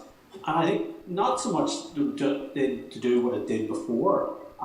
It has to reflect the new realities that we have left the European Union, but also that we are part and have a relationship with the single market. But also, if you reflect that we have a Chinese consulate, we have an American consulate, we have a Polish consulate, all big, huge players in the global scheme of things. But we don't have an office from the European Commission, and obviously, let's not forget that's a market of over 450 million. So we would urge, I think, and this is a takeaway for the UK government, to think again about this issue and allow a European Commission office to open, to act, I suppose, as a vocal point for engagement, not just with business, but broader civic society. Because, we're dealing with a huge, there are the big ticket issues that we're all having to grasp with. But, we're day in, daily get a lot of queries, very technical queries from very small retailers that, maybe are not attached to a wholesaler, that are bringing forward maybe a pallet or two here and there, and very technical issues around particular products that are facing delays. And it is probably difficult for us to get immediate answers to that. I think that if we had a European Commission office that could help deal with those queries, but also act, as a key part of that new relationship that we, as a region, need to build, not just with the EU, but I think with the rest of the world. I think I've said that in my opening remarks, we have a vision that we want to see Northern Ireland as an open, global-facing region that is the gateway to the EU, that plays on all the good relationships that we have in terms of the UK, the island of Ireland, that our connectivity with North America. So I think whilst we're very focused in terms of where we are with the problems, I think we need to start asking the questions, well, what does that long-term vision look like? What does success look like for us as a region? And Retail and I, as part of Trade and I, which is Manufacturing I and Hospitality Ulster, and as you're probably aware, I think this committee helped launch our 2030 report last year, where we asked that question: what type of Northern Ireland do we want to achieve or look like or arrive at by 2030? So we need to see that long-term thinking about where we see ourselves in the world, and I think that was very much where the debate last night in the Assembly was. Madam Chair, if I just come in very briefly as well, I think obviously there is a responsibility of the EU here as well to hold up their end of the bargain, and something we said to Maros Sefcovic last week is that a lot of member states, a lot of businesses in the EU are not aware of the unfettered access that Northern Ireland has with the continent. So I think there has to be promotion of Northern Ireland as a place to invest in, but also for businesses here, I think Invest NI have a big part to play. I was dealing with an inquiry this morning from a large engineering firm based in Northern Ireland here, and they were asking, how do we get our goods to the EU, avoiding customs, i.e. capitalising on our unfettered access? So I was able to give them, it's quite simple, use a T2 transit document and you bypass all those customs controls and potential tariffs, etc. So I think that there is work obviously for Invest NI, but also we have to put pressure on the EU to stick to their end of the bargain, really. Chair, could I just pick up on Seamus's point there? I think it goes to the question you asked before Lynn's answer, which I think is around the sense of urgency that needs to accompany this, because we're looking at a lot of businesses that will disappear unless they get to the settled end state quickly. I think that's something that the committee could beneficially do, is keep that pressure on everywhere it can be to get through where we're going and get to the settled state at the end quickly as possible. Because opportunity, if it's not seized, it's lost. Thanks for that. No, that's something that we can pick up on and reflect some of those points after today's meeting with the Minister and to the Executive and to Invest as well. Okay, so I'm going to bring in some other members for questions. Is this my list? Yes. Sinead, can we bring Sinead into the spotlight, please? Just lost connection. Oh, sorry, we'll come back to Sinead. She's lost connection. Can we bring in John O'Dowd, please? And can I just ask anybody who's not speaking to mute, because there's a wee bit of feedback coming through when people are speaking. Thank you, Chair, and thank you to you all for your presentation. Very informative, and it's crucial that we have real-time informed evidence being presented in relation to the protocol, the opportunities presented by the protocol and the difficulties presented by the protocol. Listening to some media reports, you'd almost believe that we require UN food drops or a Berlin-style blockade buster operation to go ahead instead of the reality that has been outlined by yourselves today. I have a couple of questions, and they're largely around the same issue as the Chair raised during her last question. And it's around how the Executive helps businesses to, for the want of a better term, exploit the opportunities presented by the protocol, how we create jobs, businesses, prosperity for the people who live here. And added to that, if we continue to ask for or lobby for extensions to the grace periods, is there not a danger then that businesses, and indeed the mindset becomes that we can put this off to another day, and we're looking at a problem rather than looking at an opportunity? So while I understand the rationale for extending, or the call to extend the grace periods, I think there may be unintended consequences of that. What would your views be on that? I think if I may just first, I think it's very clear, and I think we've all said it, that this cannot be can kicking. I think that it goes back to those 4 points. The first one being immediate stability, and that is through those extensions to the grace periods, but it has to lead to certainty, and that certainty is not just for Northern Ireland business, but for those people who want to invest in Northern Ireland. There are some great opportunities that are going to come, especially if you are in the manufacturing sector, especially if you're adding value and then selling into GB or to Ireland or the EU. And that's very clear. But one of the principles in which the Northern Ireland Business Brexit Working Group was founded was no sector left behind. And what we need, as far as those grace periods, as far as those facilitations, is to ensure that we take all sectors with business with us. There are going to be some changes. It is a new trading regime. It's the biggest economic shift as far as supply chains and how we trade since the foundation of the state 100 years ago. What we need now is to make sure that we do get enough immediate facilitations to allow a strong trading system to occur. On the opportunities, what we also need, and what was severely lacking, if you look at the millions of pounds that the Westminster government spent on the campaign, Get Ready to Trade with Europe, they did not have a Get Ready to Trade with Northern Ireland. Similarly, the EU admitted that they hadn't done something similar, and what we have asked for, as well as the intimate technical communication that we need with both the UK government and the EU, is that they actively promote Northern Ireland and our position with access to both markets, to both EU member states and to GB companies and GB investors. And we have that undertaking from them that they will do that.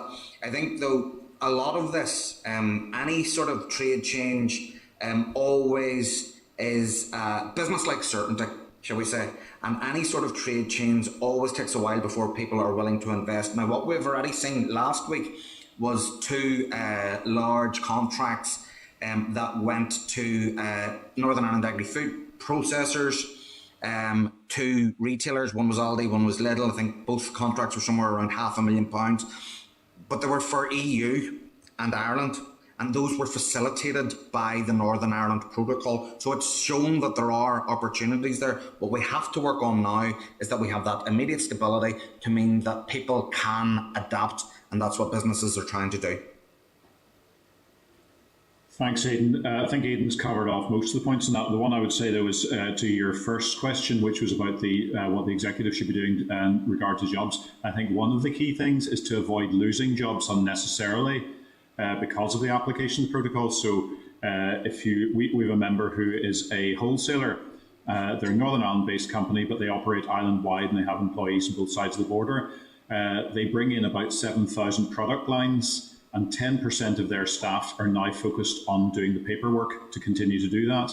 And because of the way they operate, they bring stuff into their Northern Ireland-based warehouse, so it's not clear whether it is at risk or not until they get the end customer, which could be either side of the border. So that business is looking now at the prospect of having to become a Northern Ireland-only company and give up its business in the south, simply in order to minimise some of the disruption it's facing. So that's the sort of one where, rather than looking about growing jobs in another business, let's protect those ones by making sure the protocol is operating effectively.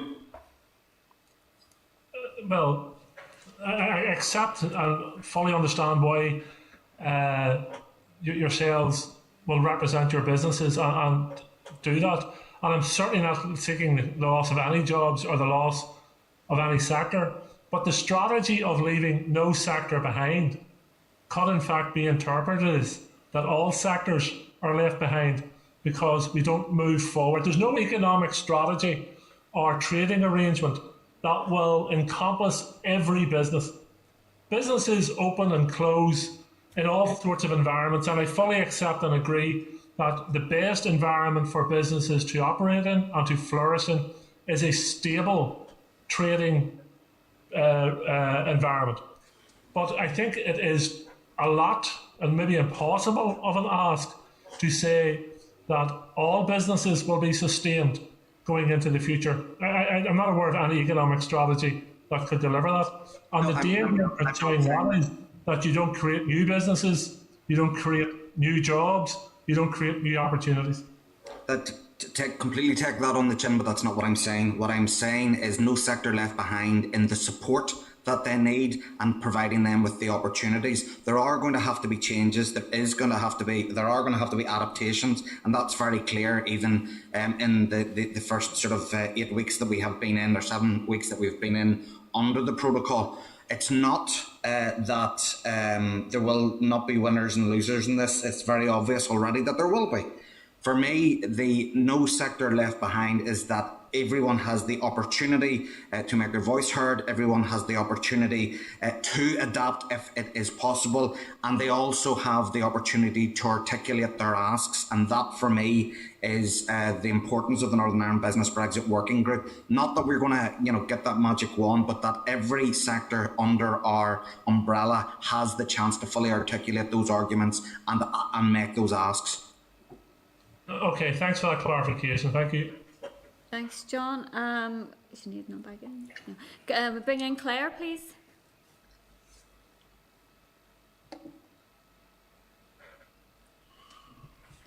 Oh, sorry. Thanks, Chair. Thank you and good morning, everyone. I'll declare an interest here. I'm actually a member of FSB. I don't have a business, but I use it for other purposes. I suppose I suppose I just want to talk to the difficulties that I'm hearing from a constituency level for small business in particular.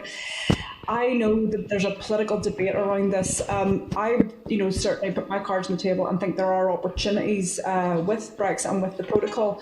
However, if there are going to be challenges in relation to that, we do need to address those and we need to address them in a meaningful way.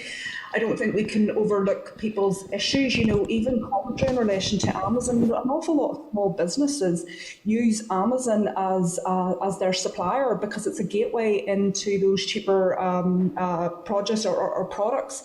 And I don't think that we can diminish that because, it's not just about me as a consumer or anyone else, being able to receive a product. It's actually an important cog in many small business wheel. So I do think those issues need to be addressed. There was an interesting article, I think it was in the newsletter this morning, from Sam McBride when he talked about the big issues are yet to come, and over the next 4 months we will see an awful lot of businesses pulling out of Northern Ireland. I was just keen to hear your comments in and around that, because for me, I think what we need to do now is put our best foot forward and try and ensure that there is limited or try and ensure as much access, east, west, north, south as well, because I do think the east, west issues will have an impact on north, south, and I think sometimes that issue is not being looked at. And I have constituents who are saying to me, Claire, look, can we drive a van down to Cork to pick up a supply? Because we can't get it from our normal supplier in England. And I'm saying to them, well, no, I'm not sure you can, because COVID regulations, which also play into this.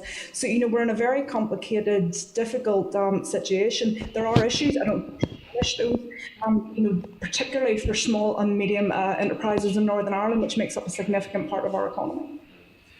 I very much agree with all the points you've raised, and a lot of them are ones that are coming through to us from the wider membership. I suppose what we need to keep everybody's attention focused on is that commitment in the protocol that says it should impact as little as possible on the everyday life of communities in both Ireland and Northern Ireland. Keep that as our sort of guiding light throughout the negotiations and see what we're trying to achieve. Your point is very well made about Amazon. So I had a business phone me a couple of weeks ago. They were needing fragile stickers. They got an order on a Saturday morning for some product that had to go out on Monday morning. So they needed to get fragile stickers to put onto that product. They went online onto Amazon, thinking using their Amazon Prime account, they could have it delivered on the Sunday and use it on the Monday.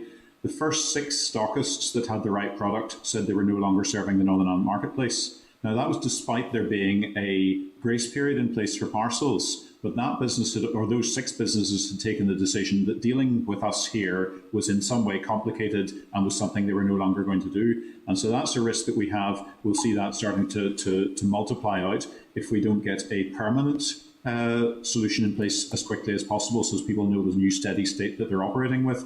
But I think you're also right that a lot of small businesses will use Amazon as the marketplace both to buy and to sell their product. So where it's going back to that purpose of what the commitment in the protocol about impacting as little as possible, we need to make sure that when it's actually of no risk and no potential leakage to the single market, that we just allow that to be facilitated. And that's the pressure we need to keep onto Maris Šefčovič and Michael Gove to get to that point as quickly as possible, so we don't see destruction of businesses on the way to whatever that new situation is going to look like. May I come in on the newsletter piece? That you mentioned there, Claire, we need to be really, really, really careful with the language in this. Okay. No retailer has said that they're pulling out. It was about delivery to Northern Ireland. And I have severe queries about that. Firstly, and most importantly, because it is not what any of our members are telling us whatsoever. They are committed to Northern Ireland. Those who have been unable, you got to remember, 18 hours beforehand, before the end of the transition period, was when we found out what the trading regulations on parcels would be. And a lot of them have had to set up whole new systems. Even the biggest guys have had to set up whole new systems because they don't usually deliver outside of the UK Customs Union and single market. And to be fair to them, they have worked very, very hard to come back online. But let's look at the poll you're talking about. It was done at the start of the year. When everyone was under severe pressure and a lot of things have been levelled out. It was not done by a polling company, it was done by a marketing firm. We don't know how much they traded with Northern Ireland beforehand. Were they sending 2 or 3 parcels a year, or were they doing lots of business? We don't know the questions, how those were weighted. And I think that the biggest thing is that it is not reflective of the experience of our guys. I'm sure Roger and Glenn will want to come in as far as the experience of their guys, but for us, we do not recognise that headline or that poll as being anything to do with the reality. And again, I'll underline that point. It's not about people pulling out of Northern Ireland. It's about some had said they wouldn't be able to deliver to Northern Ireland, but we would repudiate what that says. Claire, if I come in there as well, you mentioned about the parcels side of things. That's a good example of why we need the grace period, because some people ask, why do you need a grace period? You're kicking the can down the road, but we need it for practical reason. And I'll give you one for the Express. So for the Amazons, the DHLs, the Hermes, etc., is that HMRC are working on a new IT system, especially for the fast-paced carriers who move that stuff. And they actually it's called the super reduced data set for business to consumer parcels. And if you're an express carrier, you'll be able to avail of this IT system. Now, HMRC isn't going to have that system ready until Q4 this year. So that's why we need the grace periods. It's not to try and put our head in the sand, but it's so that HMRC and other stakeholders can play catch up. Because like Aidan said there, the courier companies and the parcel operators only got guidance on New Year's Eve about what they faced on the 1st of January. I mean, Claire, maybe if I could just add to that, I think Aidan's absolutely right. I mean, that newsletter article, I think there certainly should be a very strong health warning about it. I mean, we were engaging with the Consumer Council quite early on in January, and certainly those early days, and Aidan's absolutely right, those regulations came in the 31st of December, hours away from this becoming law. So I think we had a situation where it was over 100, I think, retailers that were saying there's delays while we get this new system fixed. That number has dramatically come down and is changing all the time. And I don't think that misleading headline in the newsletter particularly helps. And it reflects that what we've always said, because we can get very jargon focused in this whole debate about EU exit. What does it mean at the end of the day? It means quite simply that ordinary working families can get their parcels when they need it. And particularly, obviously, if you think about this in the context of lockdown, where many more families are relying on mail order for a variety of products, and I'm hoping that with the restoration of Click and Collect on the 8th of March, that would certainly help local businesses. But I think as well, ultimately what it means, and for many of our food retailers, it's about ensuring that ordinary working families don't pay more for their grocery and their food and other important products. That's the end of all of this. That is where we need to be always keeping the focus on, is an EU exit that works for business, but also an EU exit that works for ordinary working families, but many consumers. Yeah. Okay, thank you. And I appreciate you kind of providing balance to that article, because I think that's important to put that on record. And I do agree with you insofar as the preparedness around this. This was very last minute. And what that led to is that businesses in England, and I have been speaking with some businesses in GB, and they're telling me that we did everything within our power to be as prepared as possible. We do recognise Northern Ireland as a marketplace, they're very important for that, but they felt 10% information wasn't coming from the UK government, and I think that's really regrettable. And I would hope to see the UK government put more supports in place for those businesses, because again, it's not just about Northern Ireland, it's about the businesses across the GB coming, back and forth. And also, into Ireland as well. I think that's an important consideration. Again, just to kind of hit home about the concerns that I have about diminishing the issues around small businesses. You're 100% in saying that Amazon is a marketplace, and the future of small business in Northern Ireland as well, particularly for young people, is to utilise that marketplace and to make an awful lot of money. And I think it's those opportunities we need to be realising when we're thinking about all these particular challenges. Certainly I look forward to the issues in relation to Brexit being worked out over the coming months, and indeed I do think those risks need to be extended. But if there are other difficulties with that, we have an honest look at it and try and fix them, because we all suffer if we don't. So, thank you. Thanks, Claire. Can we bring in Gordon, please?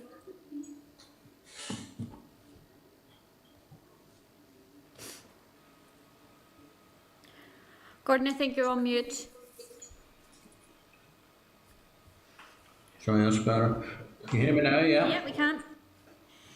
Yeah, thanks very much, everyone, and everyone's contribution. And say, I was just saying, we're all disappointed we can't see Aidan, but no doubt we'll see him on the news tonight. But I think there are limits on the amount of coverage a person can get. And maybe you're limited on the coverage you're getting today. But I do welcome your statement that Northern Ireland Business did not want the protocol. I hope you remember that. You keep putting that message out there, Aidan. I know you will. We can rely on you. But on a more, getting down to, I suppose, more specific issues, as Claire have mentioned, we're getting feedback from businesses locally. Seamus, could you maybe elaborate a bit on the haulage sector? I've been in contact with a large company, and they have a problem. The groupage issue, has that been sorted where you cannot break down container loads of goods coming in? That was a major issue. Obviously, a lot of our suppliers and businesses in Northern Ireland are bringing in small quantities often, and they break down loads and obviously move them out to retailers in various sectors. Has that issue been addressed, Seamus? It's been addressed, but it's not been fixed yet, Gordon. It's still a work in progress, and there's two aspects to groupage. There's your normal ambient, so your normal widgets coming in on groupage. You might have upwards maybe of 50 consignments on a trailer. So that's very admin heavy at the moment. The trader support service, a lot of hauliers are using that. Initially, the TSS wasn't geared up for multiple consignments. It was designed initially for straightforward single consignment loads. They have been upgraded. They have upgraded the system recently to take into consideration groupage loads. So that's getting a little bit better. And generally, I'm not getting too many complaints from members who are moving that type of groupage. But it's still, don't get me wrong, it's still taking a lot of work to do that. Where the problem has been with the SPS, the food produce, because you're going from multiple sites, picking up food, and technically that food had to be sealed and you couldn't break the seal.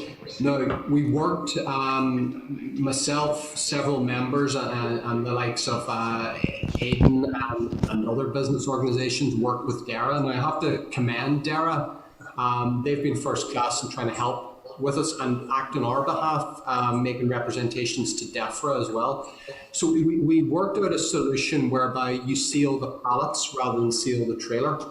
Now, there's a 15-step instruction process for this, and we've gathered feedback on that, how to improve that. Now, there's a few operators who are using this at the moment. It's still at trial stage. It hasn't been properly stress tested yet, but there are groupage consignments of food moving into Northern Ireland now.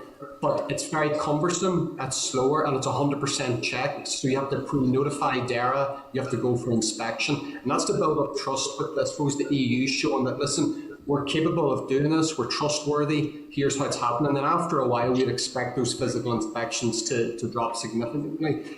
But the system needs digitised, and there's one of our large members who's working with one of our haulage members, that's a wholesaler and a haulier, and they're working with the Trader Support Service to digitise the system to make it faster, more streamlined. So we're gradually getting there. What we don't need is the end of the grace period on the 1st of April, because that will just add a ton of work onto this process. So I think the emphasis has to be on easing the burden, the checks, the formalities, simplification, and avoiding the EHCs as much as possible. Okay, what about the issue of empty trailers coming back? Has that been addressed where there's difficulties, obviously getting a load to bring back, and because the supplies weren't coming forward? Yeah, so this is a problem. A lot of our members, the rule of thumb with a lot of operators, depending on your commodities, some are okay with this, it depends on your customer base. Others are saying the rule of thumb is 1 in 3 trailers that goes to GB is coming back empty. So that's adding significant costs, because obviously you're paying a driver to drive back to Liverpool or Cairnryan and ship an empty unit back. Generally, around when we surveyed our members for the month of January, revenue was down, members between 25-30%. And that was down to reduced volume. And what we have a trade imbalance on the Irish Sea now. So goods are leaving Northern Ireland bound for GB unfettered, and business is good. Our products, primarily agri-food products, are still hitting the supermarket shelves of England, Scotland, Wales.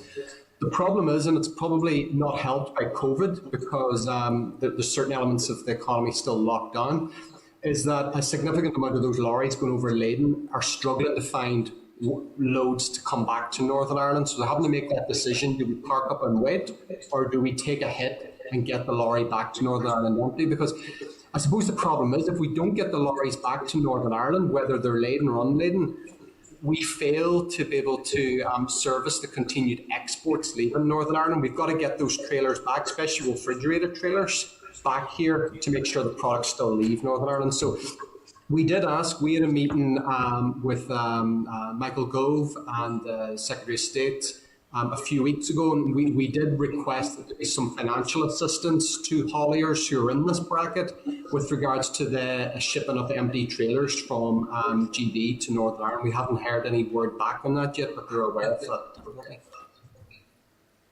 Okay, that's good. And the Trusted Traders scheme is working reasonably well. We hear bits about it, but how satisfied are your members with the Trusted Traders scheme?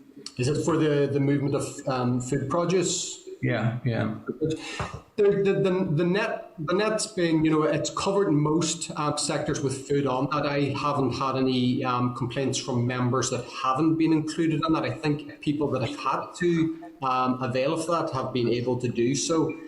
But I think we need a more long-term solution to this. I think, what the other witnesses have said, we need a certified and audible supply chain whereby you are a trusted trader moving produce into Northern Ireland.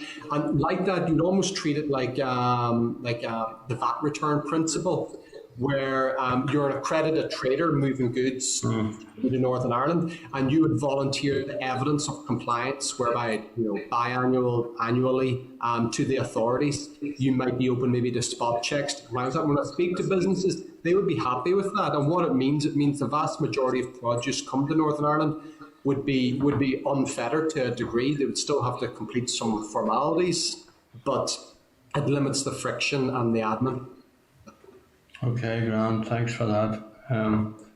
Just generally, say we have, businesses. We've had a fellow who sells cheese here locally.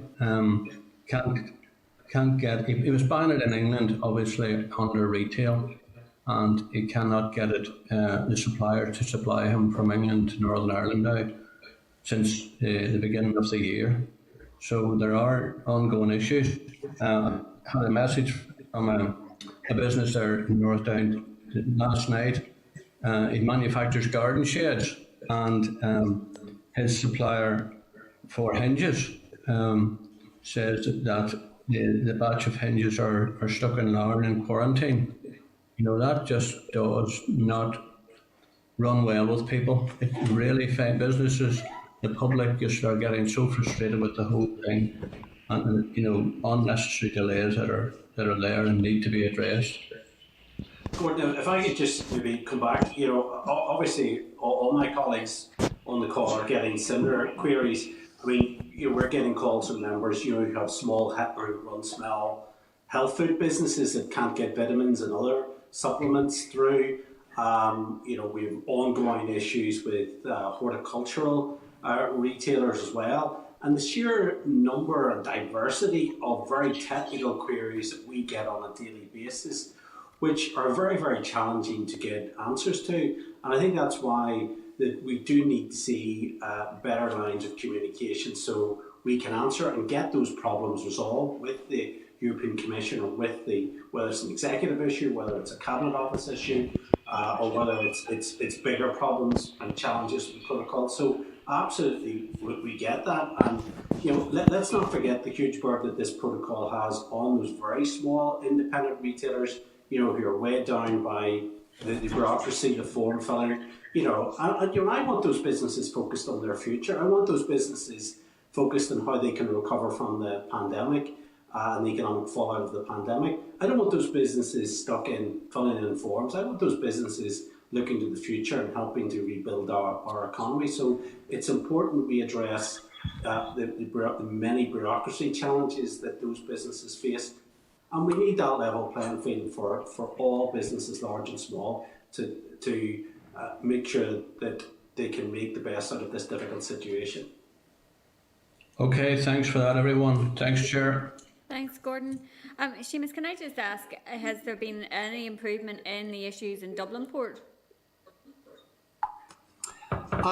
Slight improvement. I have spoken to some operators this week who would historically use Dublin Holyhead for their Northern Irish trade.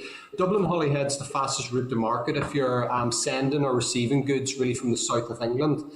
A lot, because of the problems with Dublin, especially in January, they started rerouting via Cairnryan and Liverpool, but they were incurring additional costs with the additional mileage, etc., and drivers' hours. Some operators are now taking the decision to move back to Holyhead, Dublin, but Dublin, the Dublin routes are still about 50% down year on year. There's still a lot of traffic avoiding Dublin Holyhead. The checks at the moment, we do have a sister association in the Republic of Ireland, FTA Ireland. They said the level of checks is around about 15% now. But the problem with Dublin, I suppose, it's not because Northern Ireland is a lighter touch than Dublin. It's to do with the IT system. There's what they call the IT system in Dublin is AIS. And basically, that's been unable to cope with the sheer volume of declarations going through it at peak times. So at the moment of Northern Ireland, we have grace periods. We have the grace periods on parcels and on a lot of the SPS issues. Dublin doesn't have those. So there's a higher level of declarations having to be made. And that AIS system has crashed a number of times, leading to trucks being delayed. We had one member of ours from County Tyrone had lorries parked up for 2 nights in Dublin Port with their drivers. And that wasn't even a load coming to Northern Ireland. It was a load coming from Wales to Donegal, but they were just caught in the middle because of this IT glitch. So there's slight improvement there, but there's still a lot of work to do. And what I've said to departments here in Northern Ireland, we really have to learn from the mistakes being made in Dublin and the issues there, because ultimately we might have to face some of the obstacles that they have. No, thanks for that. That's good to get that update. I think Sinead is back with us. Sinead, do you want to come in now?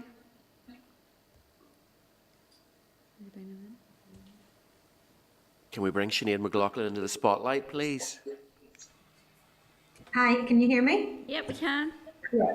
Thank you very much, and apologies folks, I had to jump off. We had good news announcements today for heads of terms for our city deal in Derry, Strabane, so it was a pleasure to jump off for something really positive.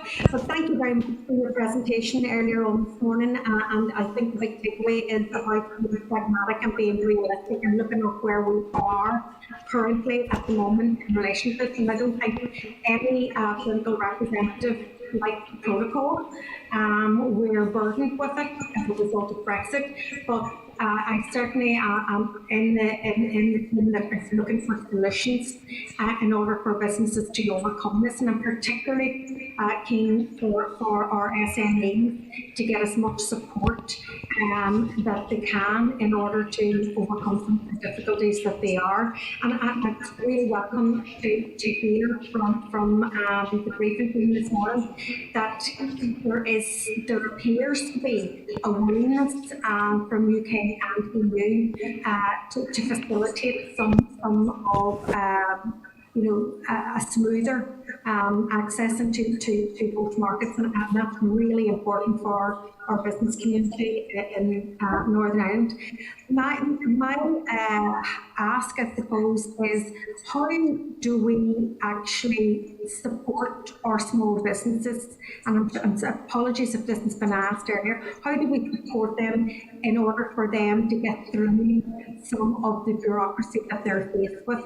What training can we give them? And I had a call from a local firm yesterday, and they want to do the right thing. They want to complete the forms properly, but they're kind of swimming in the dark. They don't know who to turn to in order to get some of the questions that they want answered.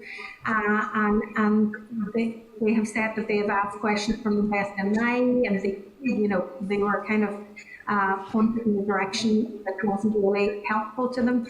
I put them in contact with the chief in the city. You're running a bespoke one-to-one training session regarding the trusted trader service. But really, we need to be more, focused on overcoming some of these obstacles and really supporting face-to-face these businesses as they try to fill in the forms and overcome the barriers that they're facing. I suppose if I could jump in there first, Sinead, and thanks very much for the question. The trouble is identifying which problems we're trying to address. And there's so many of these, and they are changing rapidly. So as some problems are identified and solutions are brought forward, they can disappear. Other ones, the problem may be on the other side of the water, may lie with the businesses buying them. Some of the problems are just a sheer lack of capacity. So I mentioned earlier, I'm not sure if you're on the call, about the wholesale member we have, who's using 10% of their staff to input numbers to track all of the products, the 7,000 product lines that they bring into R&M. So difficult to see what you could do for them without a complete systemic change. So they're throwing resource at it on a temporary basis, hoping we get through the grace periods and get to an end solution. Chair, we're getting a lot of feedback on this. I wonder if it's possible to get some microphones muted. Yeah, if anyone who isn't speaking could mute, please. Thanks very much. So I think one of the things that the executive can do and the Department of the Economy can probably do is to invest a lot of time, capacity and resource into training, so as we have more people available, but not necessarily to sell that to small businesses, not necessarily for them to take on as a permanent overhead, but to have those sorts of advisory resources available to them to use as and when they need them, as they work their way through this sort of ever-changing landscape until we get more towards the stability that Aidan talked about that we need to get at the end of this period. So that will be our new trading environment. So assistance to get us through, and then people can then take on their own structures once we know exactly what environment we're operating in on a more permanent basis. I mean, the company that I'm speaking about, they have about 4 staff in total. So it is a very small operation, but they are importing and exporting, and they want to do the right thing. So therefore, I think there's a onus on us within the economy to make sure that the resources are there and the signpost is there and the walkthrough is there. You know, once businesses get their head around what is the expectation, and that it will be much easier for them to go through those processes. But at the minute, there's just the signposting and the training isn't as easily identifiable for some of those SMEs that it should be. I think that's true, and I suppose in some ways it's why we all employ professionals, you know, so any business will use an accountant or an auditor rather than actually learning to do all of those things themselves. And the risk, therefore, is that you end up needing additional bureaucracy just to be compliant, and that may make you uncompetitive and destroy your business in any case. So I think what we need to keep our focus on, though, is simplifying the system. And so Seamus made a point earlier there about how, if you think about the entire tax system is based on trust. People have to retain their own records, they have to make their own commitments, they have to declare what they owe, and then they have to pay it. But they're also required to keep records for 6 to 7 years to go back to demonstrate that the claims that they submitted were valid. And I think that if we can get those sort of fairly light touch processing systems for a whole range of the requirements that are being introduced here, then that will actually make it more reliable and more feasible. So part of it is sticking faster issues like staff and training and so on to get us through the current period. But the real focus has to be on getting a much better system to operate on the longer term. Well, I have a great deal of trust on the business community. You know, we see them every day operating various systems, the VAT systems, etc., and they will overcome some of these difficulties at the moment, and they'll find ways of doing business effectively. It's very important too, you know, I don't know if we talked about it, but the opportunities of selling this place as a place to do business into major world markets, the UK and the EU. I think that's really important to keep that goal ahead of us as well. But definitely, there are problems, there are barriers, we need to overcome them, we need to get in solution mode and knock them off one by one, because I don't think the protocol is going to waste. We need to make sure that our businesses are not negatively affected, and every opportunity must be sought in order for us to be competitive in world markets. Sinead, if I just add there as well, there's one thing we've made clear to government as well, is that a lot of SMEs are falling through the crack really with regards to information, because they'll pick up the phone and they'll call the Trader Support Service for some kind of type of bespoke advice. And the TSS doesn't do that. It's scripted questions and answers you will get. So then they're told to call a customs agent. But a customs agent, they're busy right now and they don't have time to sit down and give someone almost like a consultancy-led advice as well. So they're kind of stuck in no man's land. And a lot of the time they'll be picking up the phone to me, Roger, Aidan and Glenn, really. And we're not always equipped or have the time as well. So we've said, either through, either the Trader Support Service, InvestNI, or another outlet, that there is some type of additional funded advice for those SMEs who just need that, whether it's trading with GB or with the EU, just to help them along, because it's not there at the moment.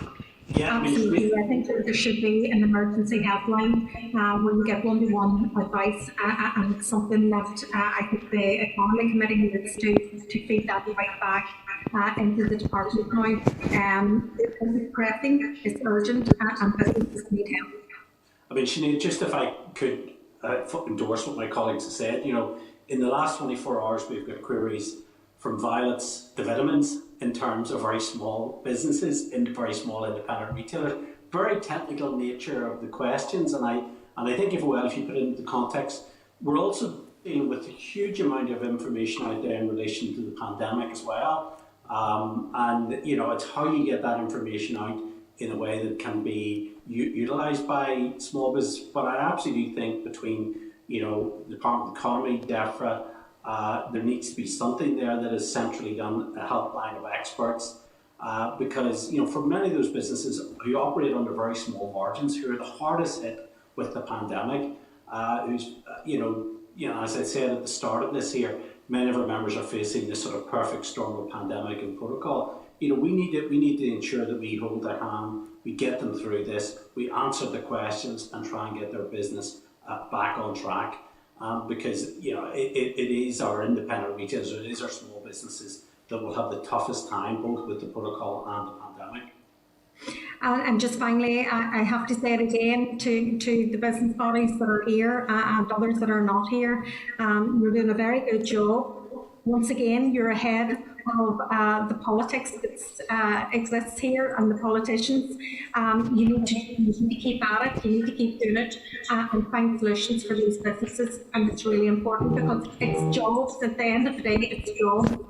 People can platform and cry about things and moan about things, but the real lives behind this, and people are going through tough times because of COVID and everything else, and we need to just make sure we can crack some of the difficulties that businesses are experiencing now as a result of the Brexit protocol. Thanks, Sinead. Can I just pick up on the point around the advice and stuff to businesses? When we had officials in a couple of weeks ago, they were pointing to the Invest NI webinars and that you can now book advice slots with those, and we're also pointing to Trader Support Service. But just based on what you said there, Seamus, that's maybe not the most appropriate help. How do you think those supports that are in place currently are working, or do you think that more is needed and more specific help is needed? I think really there's more specific help for people that either the Trader Support Service or a customs agent can't help them with. They need just that targeted advice and assistance to get them through. And I think there, what Sinead said, you get people, in a room, a helpline where people can talk one-to-one with them and give them that, because it just doesn't exist at the moment. I think there's a lot of companies there. It could come down to the specific commodities that they move, that they're coming up against a brick wall and they need that help. And that can be traders, it can be hauliers and whatever, but I just think it would be good for a limited period of time anyway, until people find their feet and we get some certainty with trading conditions. Okay, no, that's useful to know, because I know when we had officials, they were saying that TSS likes specific questions, but if the people aren't getting the specific answers when they're asking those questions, then obviously something else needs to be put in place to help. So that's the other issue here is that none of us realised the complexity of the economy here and the business environment. So we all do whatever we do, and there are members who run their businesses in a particular way, and they're experts in the field and how they run their business. And suddenly there's been a colossal change to the operating environment for them, and there are really very few experts around to advise them on how they do what they do in this new context. So I think we can get up a lot of generic information on websites and so on like this. We can run webinars. We can have a degree of telephone advice supports and so on like this in place. But there will be an awful lot of things where the challenge is so complicated that you couldn't advise on that basis. And those businesses are really toiling as they try to navigate their way through the system themselves, whilst also still running their business. No, that's useful. We will be having an Invest NI in with us quite soon, so that's something that we can explore a bit more with them, and also Intertrade as well for cross-border businesses. But look, that's really helpful. I've just got one final question, and it might be a bit political, but you talked about the getting some of these solutions will require political will. How do you think the appointment of David Frost will impact on reaching some of those agreements around flexibilities that might be required? Dum dum dum. That's quite the question. Thank you very much, Madam Chairwoman. So I think we are moving. One of the saving graces of Minister Gove is that for all of the ideological decisions that he makes, there is a baseline of pragmatism there. I think that we have to remember that Lord Frost comes from a different position ideologically. Lord Frost comes from a different way of negotiating as well. But there is an inherent difference in how the EU and the UK negotiate things anyway. So the EU will, the UK will go in with a big list and they will ask for the moon and the stars, and if they get the sky, they're happy. Whereas the EU, and it's by basis of how they're made up, that they have to take 27 countries with them, they agree a principle and then they extrapolate out from that principle based on trust. So very, very different ways, and it's one of the inherent frictions in the whole of this process, is not just what they're asking for, but how they're asking for it. As far as Lord Frost himself is concerned, you have to remember he doesn't come into post until the 1st. There's a very, very, very significant meeting happening today, which could be deliver an extension of the grace periods or look at other facilitations. We don't know what those are going to be. And that's going to be happening this afternoon following yesterday's specialised committee meeting. For me, the fact that we now have an agreement in principle to have some sort of formal communications with both the EU and the UK, that provides me with a little more solace in this, in the fact that we will have a direct line to communicate our concerns and also our solutions and the opportunities. So that's made me be slightly more sanguine about it than I perhaps would have been. The only other thing to add is that the reality of trading and the reality of what Northern Ireland business community and what Northern Ireland households needs has been really well articulated by the Northern Irish business community, by the Northern Ireland business community, to the point now where I feel that it cannot be ignored. And I think that the challenge for us as a business community is to continue to keep us in centre of attention. If you remember, in January 2020, the Northern Ireland Business Brexit Working Group came together to break the narrative that Northern Ireland was sorted under the protocol. We had to come together again this year to break the narrative that either Northern Ireland was completely sorted or Northern Ireland was starving, and that we have done. I think it is on us then to continue to push these messages. So while there will be a change, no doubt, there will be a harder, more robust style of negotiation. The base level and the needs of Northern Ireland business have not changed. No, thanks for that, Aidan. And you reminded me of something I did want to ask you. It was about that engagement with business, the formalised engagement with business. Does the Joint Consultative Working Group, is that a channel that does that, or is it something separate? I believe it is going to have to be something separate, quite simply because the Joint Consultative Working Group has not met with us. The Joint Consultative Working Group seems to be very cloak and dagger, where we know that the Joint Committee will take their decisions in camera, and we will not have the ability to go in and speak to them. However, the Specialised Committee Working Group and the Joint Committee Working Group should be available to hear arguments and concerns from business. That has not happened, and that is one of the reasons why since last September we had been asking for a formalised communication. It now remains to be seen how that will be delivered, but for us, the JCWG is not doing what it needs to do. Okay, thanks for that. And Christopher is looking to come in. Sorry. Yeah, I'll bring you in after Christopher. Thanks, Sinead.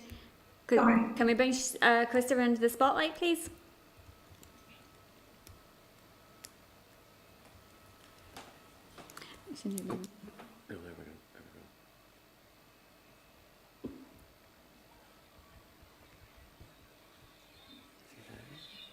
Christopher, can you hear us?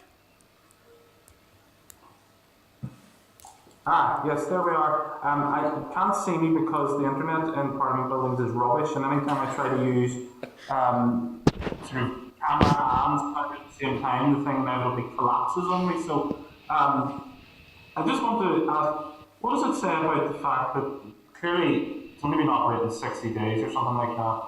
There will not have been time for the UK to diverge from any particular EU regulations at this point, but already we're seeing restrictions imposed upon the movement of goods from GB into Northern Ireland.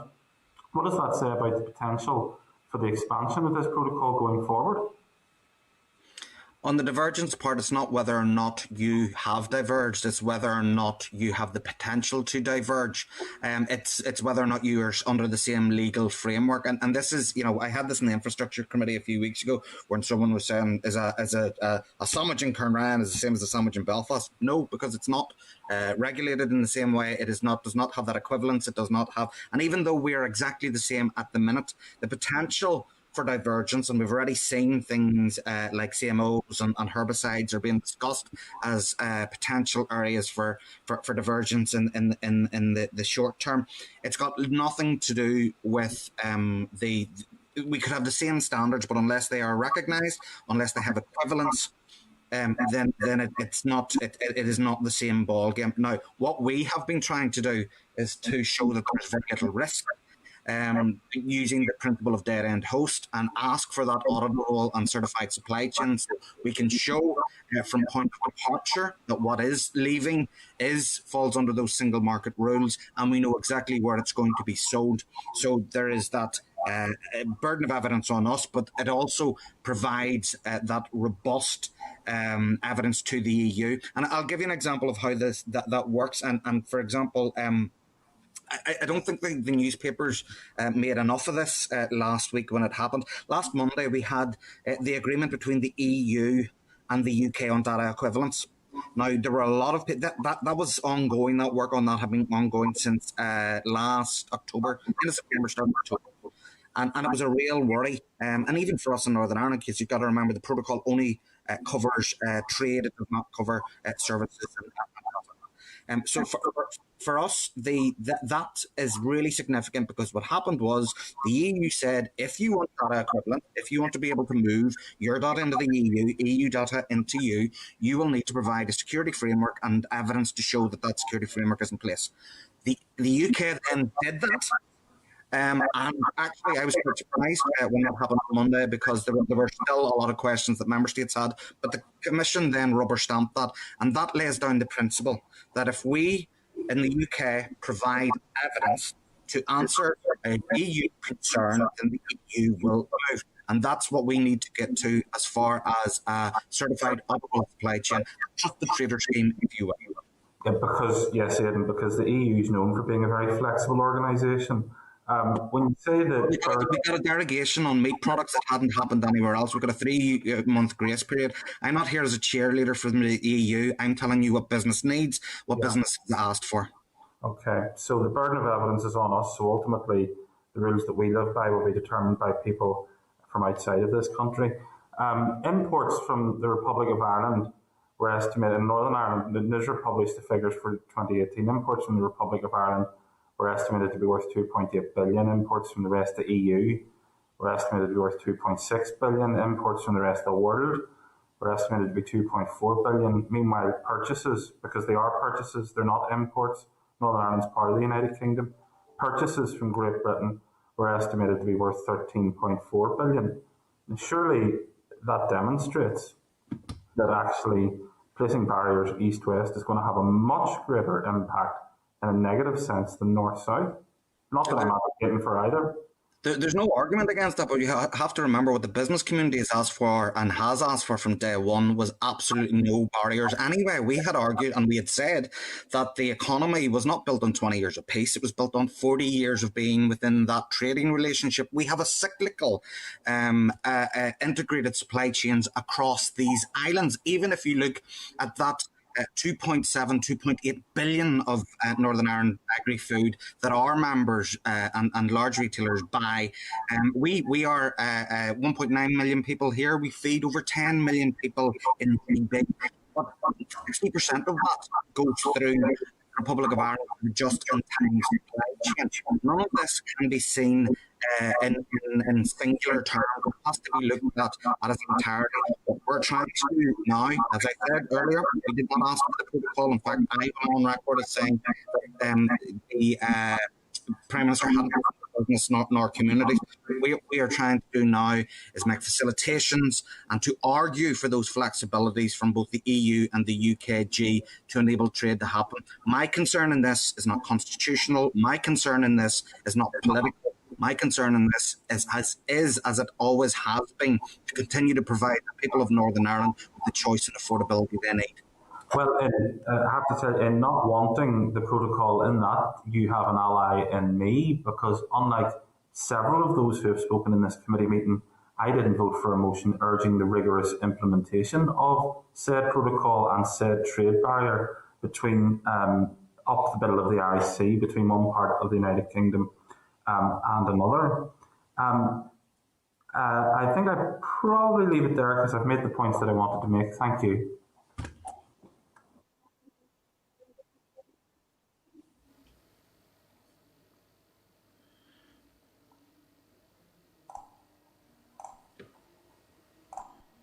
Can we bring Sinead McLaughlin back into the spotlight, please?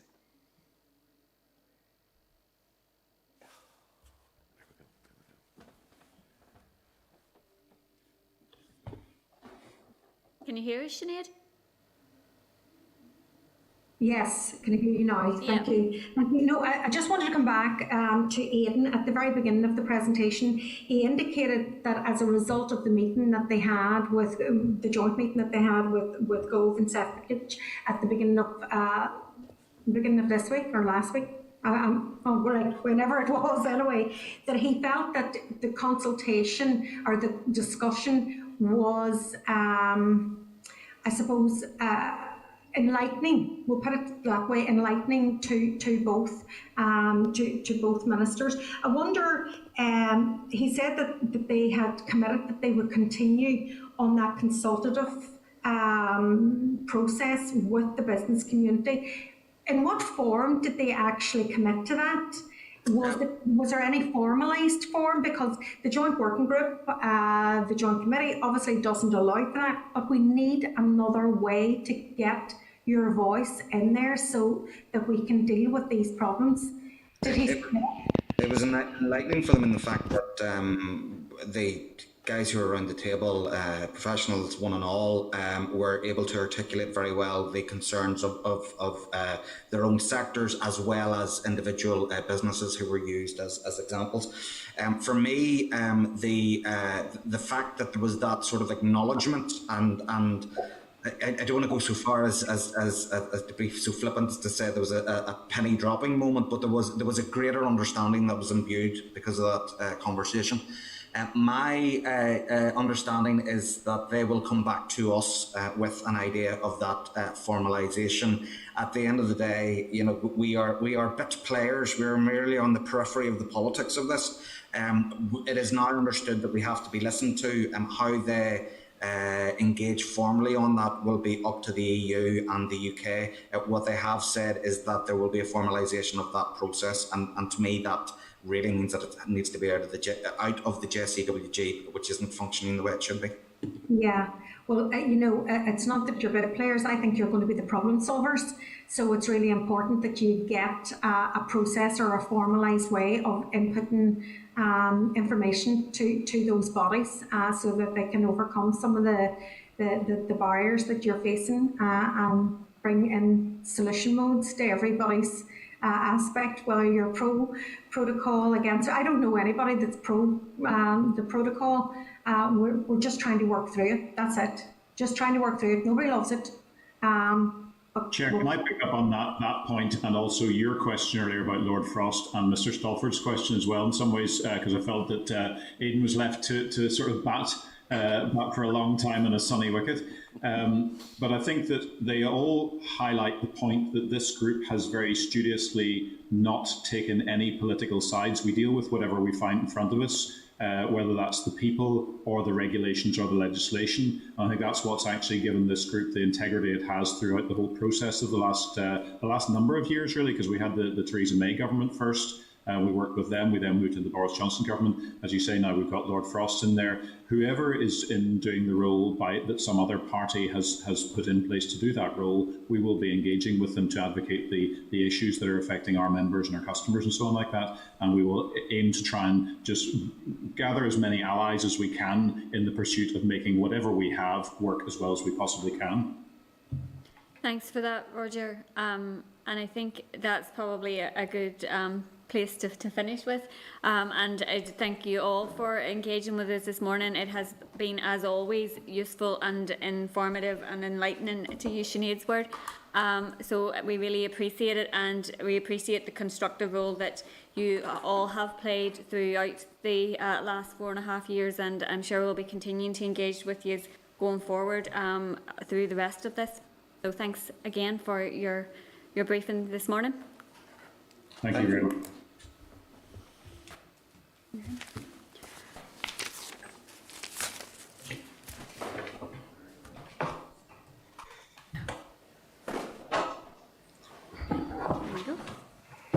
Okay, Peter, is there any actions that we need to agree coming out of that? Chair, there's a few things that I want to bring back. We have Invest and Intertrade in next week, and there's some issues there that are direct questions for Invest. Bearing in mind, that a response in writing might take longer than next week, it might be a case of it's more efficient to put those in the clerk's memo for that briefing, to highlight them again to members, just so members can bring them direct to Invest. That might be a more useful conversation if members are content. Yep. Yeah. There's a couple of other bits and pieces that we'll also pick up with HMRC TSS when we have them in on the 24th of March around IT systems and so on and data sets. And again, we'll bring those forward when we have the memos for those as well. But I'm talking to TSS tomorrow, and I'll bring up that issue of the new, and I'm going to get the name right, super reduced data set, and also their new computer. I think it also had a name, but I can't remember it now. But we'll bring those back as well, Chair, just to keep members fully and more frequently and regularly informed. Okay. And Peter, we're expecting that briefing from TSS and HMRC. Yeah, that's the 24th, and we're doing that, Chair, as a concurrent with infrastructure and ERA committees. Sorry, Chair, can I just ask, I think it's really important that we go back to the Permanent Secretary of the Department and ask about that direct support or advice line for the business communities as they try and bed down the new systems in place and to get some focus on that. I think it would be really worthwhile. It's not a long-term commitment by the department, but it is something that businesses need now. Chair, what we'll do is we'll write that back to the department. That'll go into our DALO readout as information we need to have.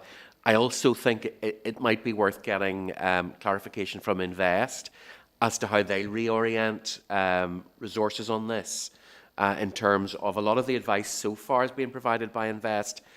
This is expanding out considerably. You heard what the stakeholders had said about very specific questions that need more than a matrix answer.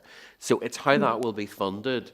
And I think Invest will probably be the front line up, but we'll use that dual track of bringing it up with Invest next week, but also writing to the department to clarify what their role will be, whether they'll be able to draw down specific funding. Members will recall that there's quite a few million sitting in the budget for 21-22 around Brexit.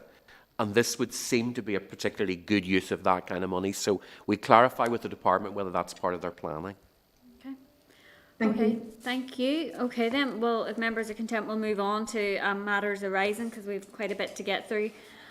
So at page 171 of your pack, there's a response from the Minister on support for students. The Minister notes that support has already been provided to FE students.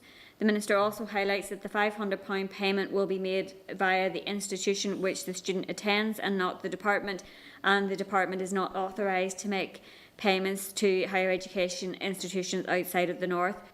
So unless members have any comments, this is to note. Chair, can I comment? Yeah, go ahead, Sinead. The Minister indicated that she had no legal standing in order to support students that are studying in GB through their particular institutions, but the Minister could set up a grant process, as she has done for many grant processes during the COVID within her own department. And I know that there is a heavy burden within her department, but we're talking about solutions here. We need a solution to this. They're in severe financial difficulties, our young students, and we need the Minister to find a solution, a way, a methodology in which she can support our Northern Irish students that are studying in GB. If she feels that she can't legally give money to institutions within GB, then she needs to do it through her own department and get a body of proof and evidence from students that they are actually studying in GB. Chair? Yep, Chair? Christopher, go ahead. Yeah, Chair, just there's two points arising out of that. Firstly, earlier in the thing, in the meeting, I raised the issue because it was said to us on a previous occasion, basically how the department is low on civil servants and struggling to get money out the door as is.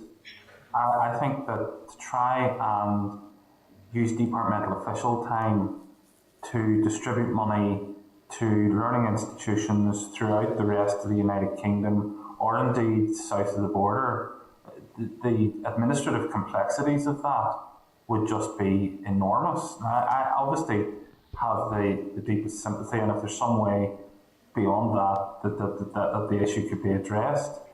But I do think it's important. We've already received advice that officials are, and believe me, I'm not altogether sympathetic sometimes to the civil service, but we have already received advice in that regard in terms of the delivery of the existing schemes that are in place.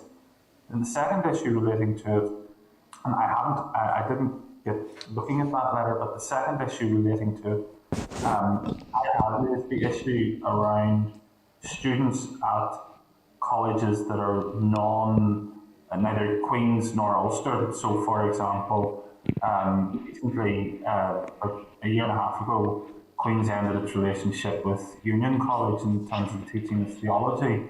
And there's other theological colleges around the place in Northern Ireland. I'm just wondering, I think the scheme could be delivered as is through those institutions. So just wondering, did we get anything back on that? Christopher, I don't think that point is specifically addressed in that response, because we wrote on that issue last week. But Peter's going to come in here. Chair, I think we're at a point where, because we've written a couple of times on this, the response that we've got doesn't necessarily address that specifically. But what it does suggest is that the department is speaking to other institutions that wouldn't have got funding for their students in that first round. So that would suggest talking to the likes of the Irish Baptist College, Belfast Bible, Theological Union, and so on. So hopefully the correspondence specifically stating that will come in a response fairly soon. But we are aware that they're talking. That's dead on. Thank you. Thanks, Christopher. John O'Dowd. Chair. Sorry, John was just one, and then I'll bring you in after John. Claire, thank you. Oh, sorry, beg pardon. Thank you, Chair. Just in relation to Sinead's point, there has to be a solution found to that in terms of students studying elsewhere, because the Minister has referred on a number of occasions that there are student hardship funds quite obviously available in England, Scotland, Wales and the South. Can we get information on how those student hardship funds are working, what sort of grants are available to students and how accessible they are, just to fill that information gap in relation to those. And I raised it with the officials who were giving the presentation in relation to the 14 to 19-year-old strategy. There is a glaring gap in the scheme announced by the Minister. Those students studying full-time who are not studying higher education have been left out, and I think that's grossly unfair. As have part-time students studying have also been left out. I think that one is probably more difficult to resolve because of the different statuses of those students, but I think it's something that needs to be looked at. But certainly students studying in colleges, further education colleges who are not studying degree level courses have been left behind, and that needs to be resolved as well. But I would like information on how the hardship funds are working in England, Scotland, Wales and in the South. I think it would just help us fill that information gap. Thank you. Thanks, John. Claire? Thank you, Chair, and sorry for interrupting you, John. It was suggested to me that it could be potentially facilitated through student finance NI. Now, I'm not entirely sure of the logistics around student study in GB. Do they get their student finance through the organisation in Northern Ireland? And, is that an opportunity to do it? Because I suppose the Minister's response insofar as the legality around it would be through facilitating it via the universities. But is there another opportunity to do this? Because most students will access finance, through student finance NI. And indeed, those students who are accessing that are, probably can demonstrate the need for it as much as anyone else. And I also agree with John's point in respect of FE students not studying higher education. I think that needs to be addressed as well. I'm getting some correspondence from constituents in relation to that. I think it's something that we need to look at more widely.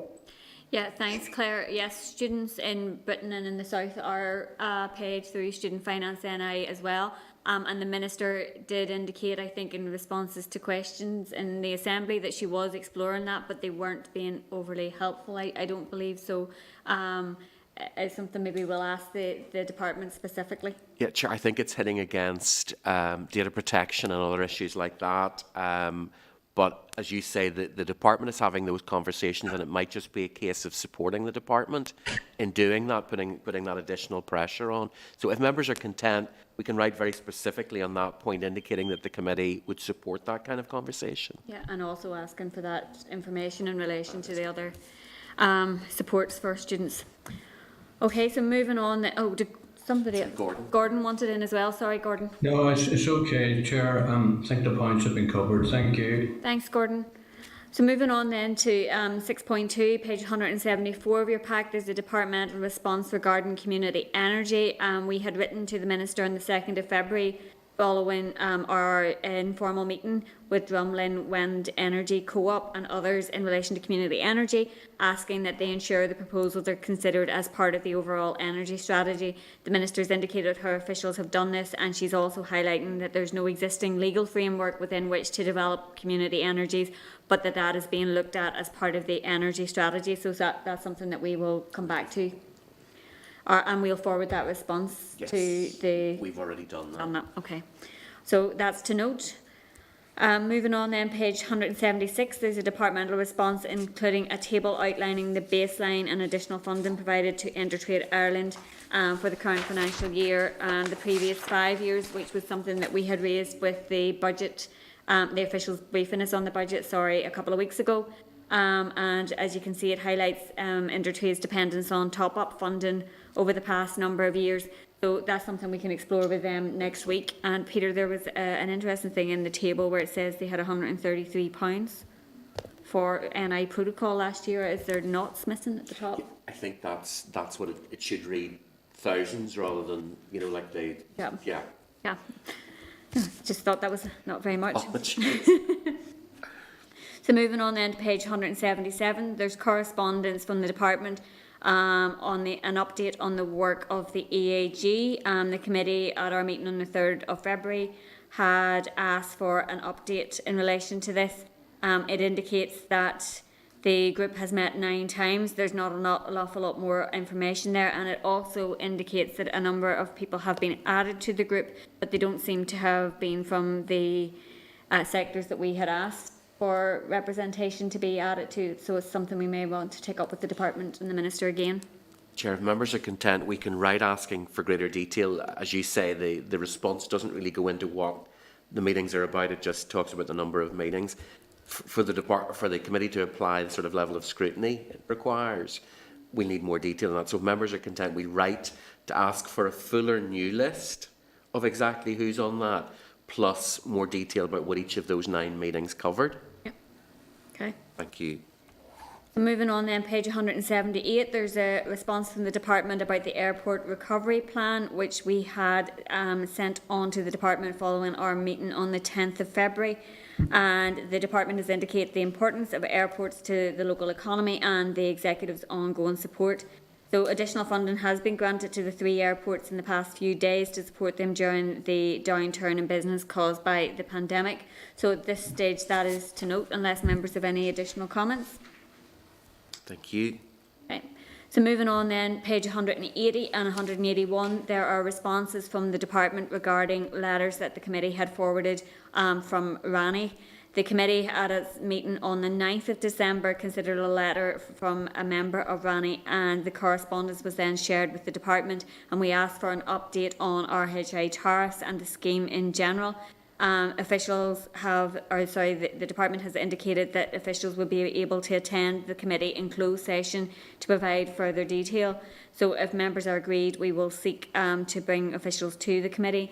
Peter, why are they wanting it in closed session? The consultation, Chair, is still in progress. Therefore, any discussion of that and the analysis thereof wouldn't be public yet. So that's why they're looking for a closed session. Okay. Are members content? Yeah. So moving on then, page 182, there's a response from the department regarding support for small tourism accommodation. The department has confirmed that small tourism accommodation will be included in any hospitality or accommodation voucher, and there is specific reference in it to self-catering accommodation, which isn't included in the B&B and guest house scheme. And I know that some members have been contacted in relation to that, so is that something we can share? Yeah, we can share that with the bodies that we've been corresponding with, Chair.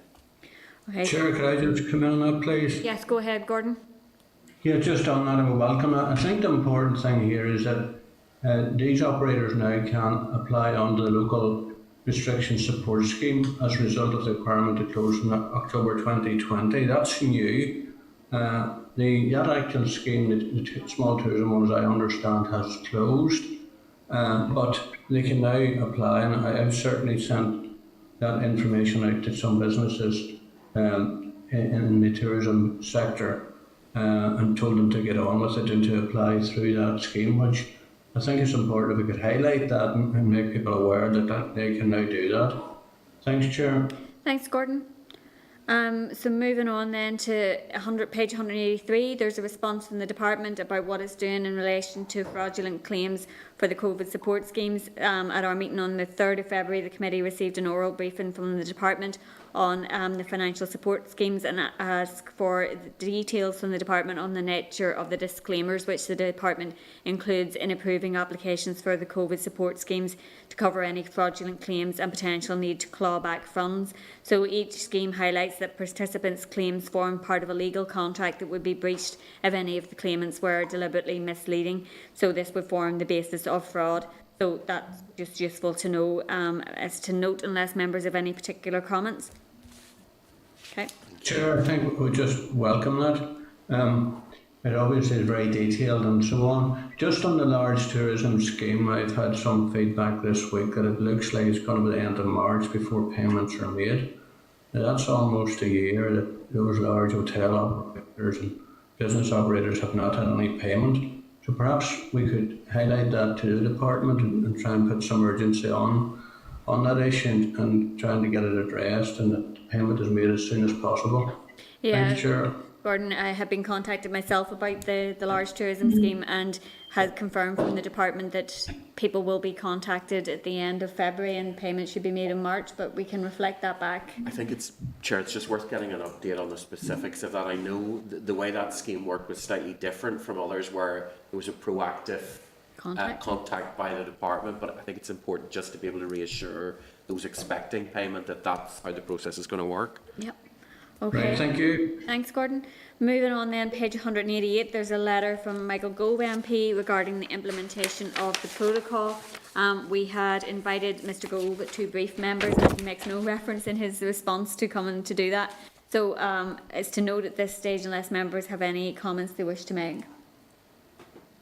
Okay. Peter, we may want to follow up on that again. Well, I think, Chair, what I would be suggesting is that it would be useful to write back thanking him for the response, indicating that the committee would, yes, absolutely still seek updates, but that they would also continue to request that he comes to brief the committee if members are content. Yep. Yeah. Nodding heads there, yep. Okay, so moving on, page 189, there's a letter from Ulster University regarding admissions criteria for the 2021-22 academic year. As referenced by other respondees, the higher education institutes, the FE colleges and other relevant stakeholders are working together to develop a response framework. This will be shared with the department for approval in due course and with the committee subsequent to that.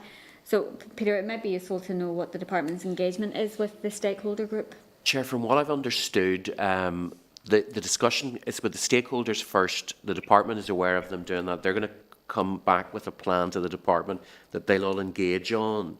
And I think that's where the process is at now. But what we'll do is we put out a request to the involved stakeholders just to ask what their view of the, the point at where this stands is. Okay, thank you. Moving on then to page 191, there's a letter from UCU to the Minister regarding lecturer pay at further education colleges. The letter formally registers a trade dispute and has been copied to the committee for information. And it's to note at this stage as it wouldn't be appropriate for the committee to involve itself in issues around lecturers' pay and terms and conditions, although we would encourage them to try to resolve those issues. Chair, we had correspondence on this before and had written to both sides to urge that they talk. Now that a live dispute is in progress, they have declared a trade dispute. The committee needs to stand back from that. But again, the committee's advocacy for discussion is still there. Okay, thank you. Moving on then to page 3 of table papers, there is a departmental response regarding Student Hardship Fund, which indicates departmental officials are engaging with the higher education institutions to consider the criteria for the hardship that is being applied. And obviously this is an issue that we have been raising for quite some time. So it would be useful to hear the outcome of that and get some feedback, but it's to note at this point. Then at page 5 of table papers, there's a response from Ulster University in relation to the relocation of the health science courses. That it indicates that UU's decision reflects the benefits and opportunities presented by the co-location of the School of Medicine Paramedic Practice and the award-winning School of Nursing, all of which are based at the Magee campus. And furthermore, the VC indicates that Belfast is the most appropriate location for postgraduate provision, supporting the existing health sciences workforce to access continued professional development alongside current postgraduate nursing provision. The committee will have an informal meeting with the VC of Ulster University on the 25th of March, and we will also likely have a formal committee briefing following that. So it's to note at this stage unless there's any particular comments. Okay, so then moving on to item number 7, which is the Skills Strategy and Economic Output Micro Inquiry Special Report. There's a draft report at page 195 of your pack. The first draft of the report was reviewed at the committee on the 17th of February, and members had suggested a small number of minor amendments. These amendments have now been made and are highlighted in yellow in the document. And obviously the motion has been submitted to the Business Office, so it's likely to be scheduled in the next couple of weeks. Yeah, Chair, we're fairly hopeful that we'll see it in the next couple of weeks. They're applying the usual need for additional semicolons and so on, so we will get that back in due course. But they have accepted the motion, so really now it's a case of just getting the report agreed so that we can start going through the publishing system, so that we'll be able to get it out to members, all members, prior to the debate. So if members are content. Are members content? Yep. Yes. Yep. Thank you. Okay, so moving on then to item number 8, which is SR 2020-331, the Corporate Insolvency and Governance Act 2020 Coronavirus Amendment of Relevant Period for Meetings of Registered Societies and Credit Unions Number 2 Regulations Northern Ireland 2020. The SR is at page 220 of your pack. These regulations amend the Corporate Insolvency and Governance Act 2020 to extend the temporary arrangements for holding certain meetings of credit unions and cooperative and community benefit societies. The committee approved the SR on the SL, I think. That was the SR, Chair. This is, we received it in draft. This is just confirmation. We'd already agreed the draft. This is just confirmation of what the final SR looks like. It's exactly the same. Okay. So are members content to note? Thank you. Okay, so moving on then, there's a departmental written briefing. It's an update on the apprenticeship recovery. At page 224 of your pack, there is the written briefing. The department has developed an apprenticeship recovery package that will channel financial support to local businesses to help our apprenticeship system respond to the impact of COVID-19. On the 27th of August, the Minister announced that apprenticeships were being allocated 17.2 million in 2020-21 from the Executive, complementing 4 million allocated from DFE central funds to support the recovery package. Such additional stimulus funding complements the existing in-year apprenticeship programmes training support funding of approximately 26 million. The Apprenticeship Return, Retain and Result scheme was designed to ensure that there was no break in support availability for local employers, with the eligibility beginning on the 1st of November 2020, the day after the coronavirus job retention scheme was scheduled to end, and obviously, as we know, it did not. As of the 29th of January, 48 employers have successfully applied to the scheme, supporting 111 apprenticeships with £55,220 paid out. The apprenticeship recovery incentives will be promoted again as part of a 3-week media campaign from the 8th to the 28th of February. And obviously we know from talking to officials that those have been impacted by the restrictions that were reimposed before Christmas. So it will be important that re-promoting that takes place. So are members content to note at this stage, and we will keep in touch with the department around this? Chair, members will recall when we saw the 21-22 budget that the department has effectively budgeted for this to continue. I think there's an awareness on their part that they'll be having to provide this kind of support well into the new financial year. Yep. Okay, so moving on then, there's a departmental written briefing on the ESF succession project. Page 233 of your packs, there is the written briefing. The UK Shared Prosperity Fund was identified by the British Government as the replacement for structural funds. However, the details of the scheme continues to be limited, and the timescales are a real concern, as the committee is aware of from its engagement with various organisations. The announcements to date do not give any reassurance that the Shared Prosperity Fund will support the type or scale of succession provision that is needed. However, the department is continuing to engage with their counterparts in the relevant UK departments on these issues in parallel to developing our own succession projects. So this is to note at this stage, unless there's specific points that the committee want to make. Okay. Thank you, Chair. Moving on then to item number 11, the programme for government, the draft outcomes framework consultation. There is a clerk's memo at page 238 of your packs and the consultation paper at page 240. The executive released its draft programme for government consultation, which ends on the 22nd of March. This session provides an opportunity to consider the DFE responsibilities in the draft PFG. The current draft PFG has 9 outcomes which members are likely aware of, around children and young people having the best start in life, that we live and work sustainably, protecting the environment, we have an equal and inclusive society where everyone is valued and treated with respect, we all enjoy long, healthy, active lives, everyone can reach their potential, our economy is globally competitive, regionally balanced and carbon neutral, everyone feels safe. We have a caring society that supports people throughout their lives, and people want to live, work and visit here. So the department is referenced in each outcome with the exception of outcome 7. The department's role in outcome 6 and 9 is particularly referenced. So are members content that we would receive a briefing on the consultation at an appropriate point? Thank you. Okay.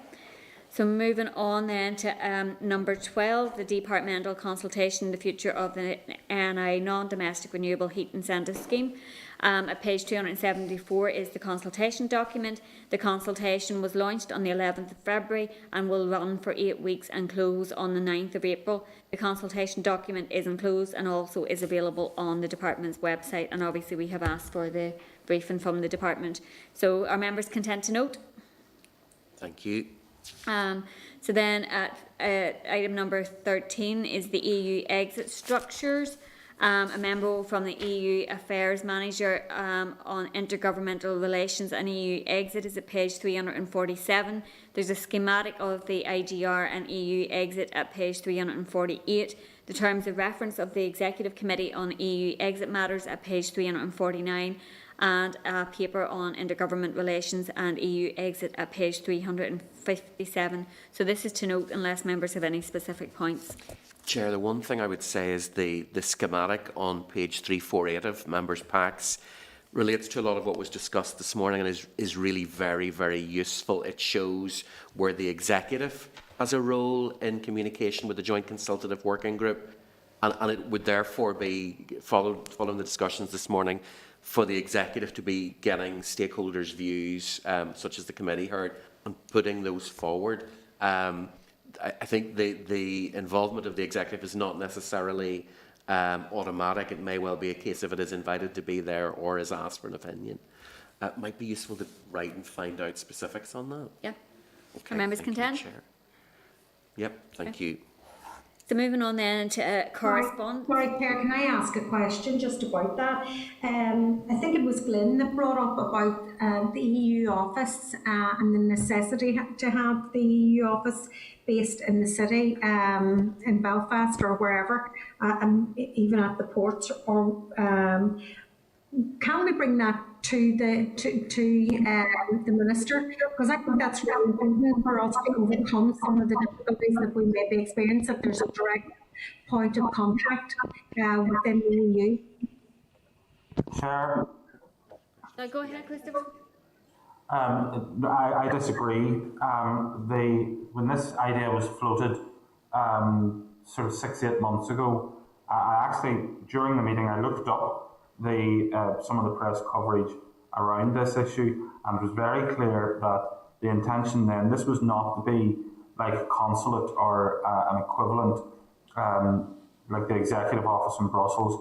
The intention of those who were advocating for this was that this would effectively be the administrative headquarters of the EU to oversee the rigorous implementation of the protocol. And that was the view 6 months ago. Now, if people have changed their view and are for ameliorating the impact of the protocol, that's fine, and they can make the argument for the EU to set up like a consulate if they wish. But when this was raised some time ago, it was clear that this was to be basically like a headquarters for their efforts to oversee the vigorous and rigorous enforcement of this protocol. And on that basis, I'm absolutely opposed to that. We're no longer in their club. It's bad enough that we have to abide by some of their rules, but we're not going to have EU civil servants based in the city of Belfast telling us what to do. Chair, just on the back of what Mr. Stalford has said, I think that the TEO committee may have had briefing already.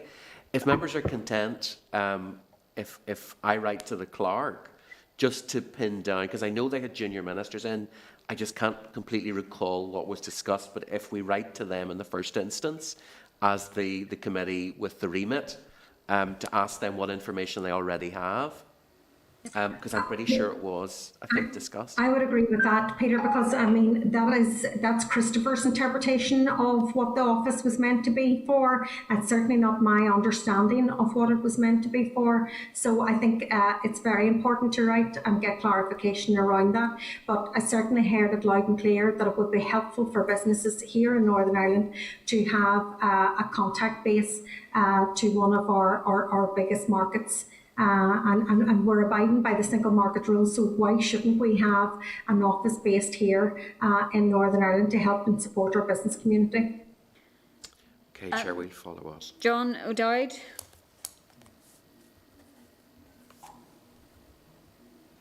Yeah, I think we need to have more information on what we're in favour of our report before we pitch our tents and partner tent. There's clearly outlined, the proposal to me is outlined, and I can't remember who the proposal came from, or suggestion came from in the presentation. But we have the Chinese consulate, we have the American consulate, with a number of other consulates in and around the city of Belfast, and it would make sense to have an EU fixture or consulate in the city of Belfast.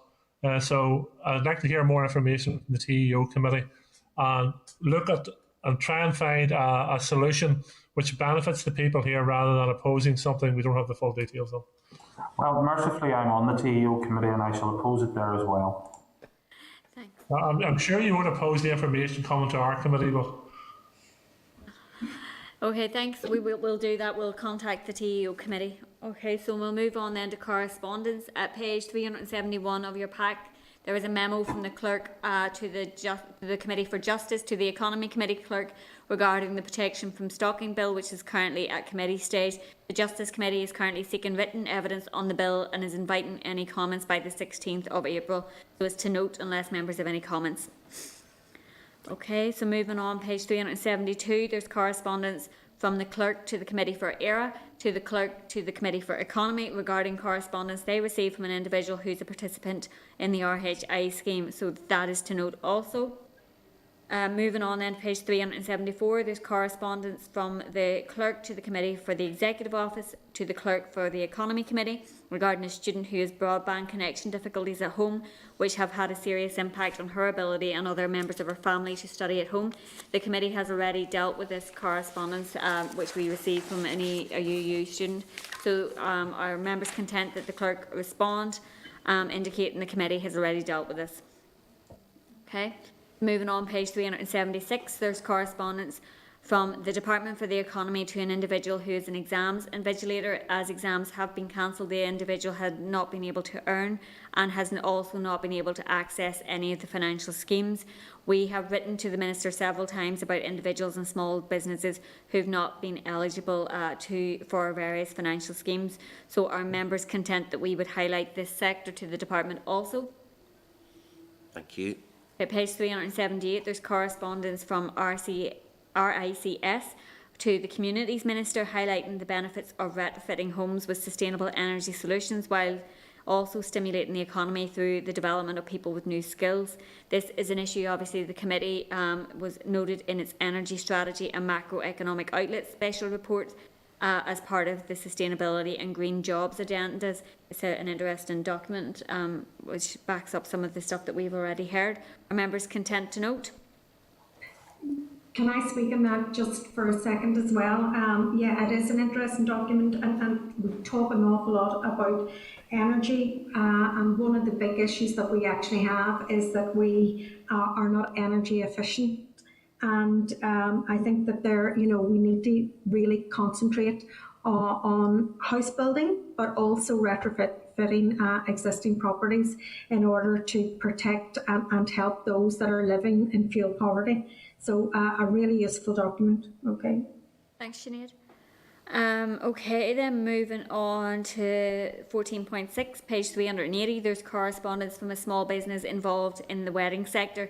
The business has offered to brief the Committee, along with others involved in the wedding sector, about the issues they faced during the pandemic, particularly in relation to accessing financial assistance. So if members are content, we will arrange an informal briefing. Thank you. Yeah. On page 382, there's correspondence from a property technology business that would like to employ staff here through the newly proposed Job Start scheme.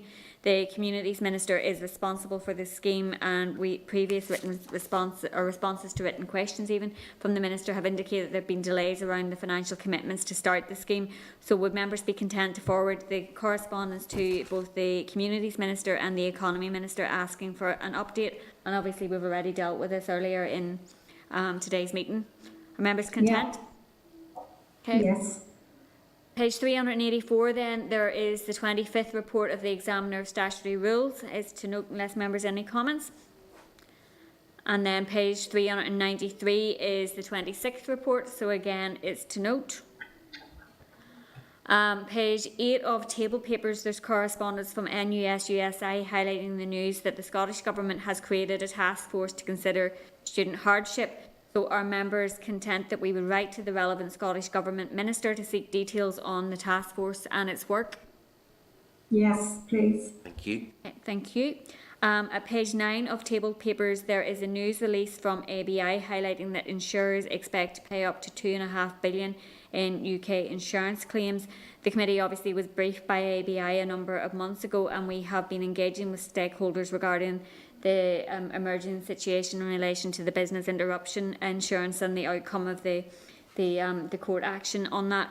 So it's to note, and Peter, I had an issue raised with me about insurance. It's actually in relation to car insurance, post-Brexit, cross-border premiums being greatly inflated. So it may be something that we could seek some information on. Yeah, Chair, we can write about that.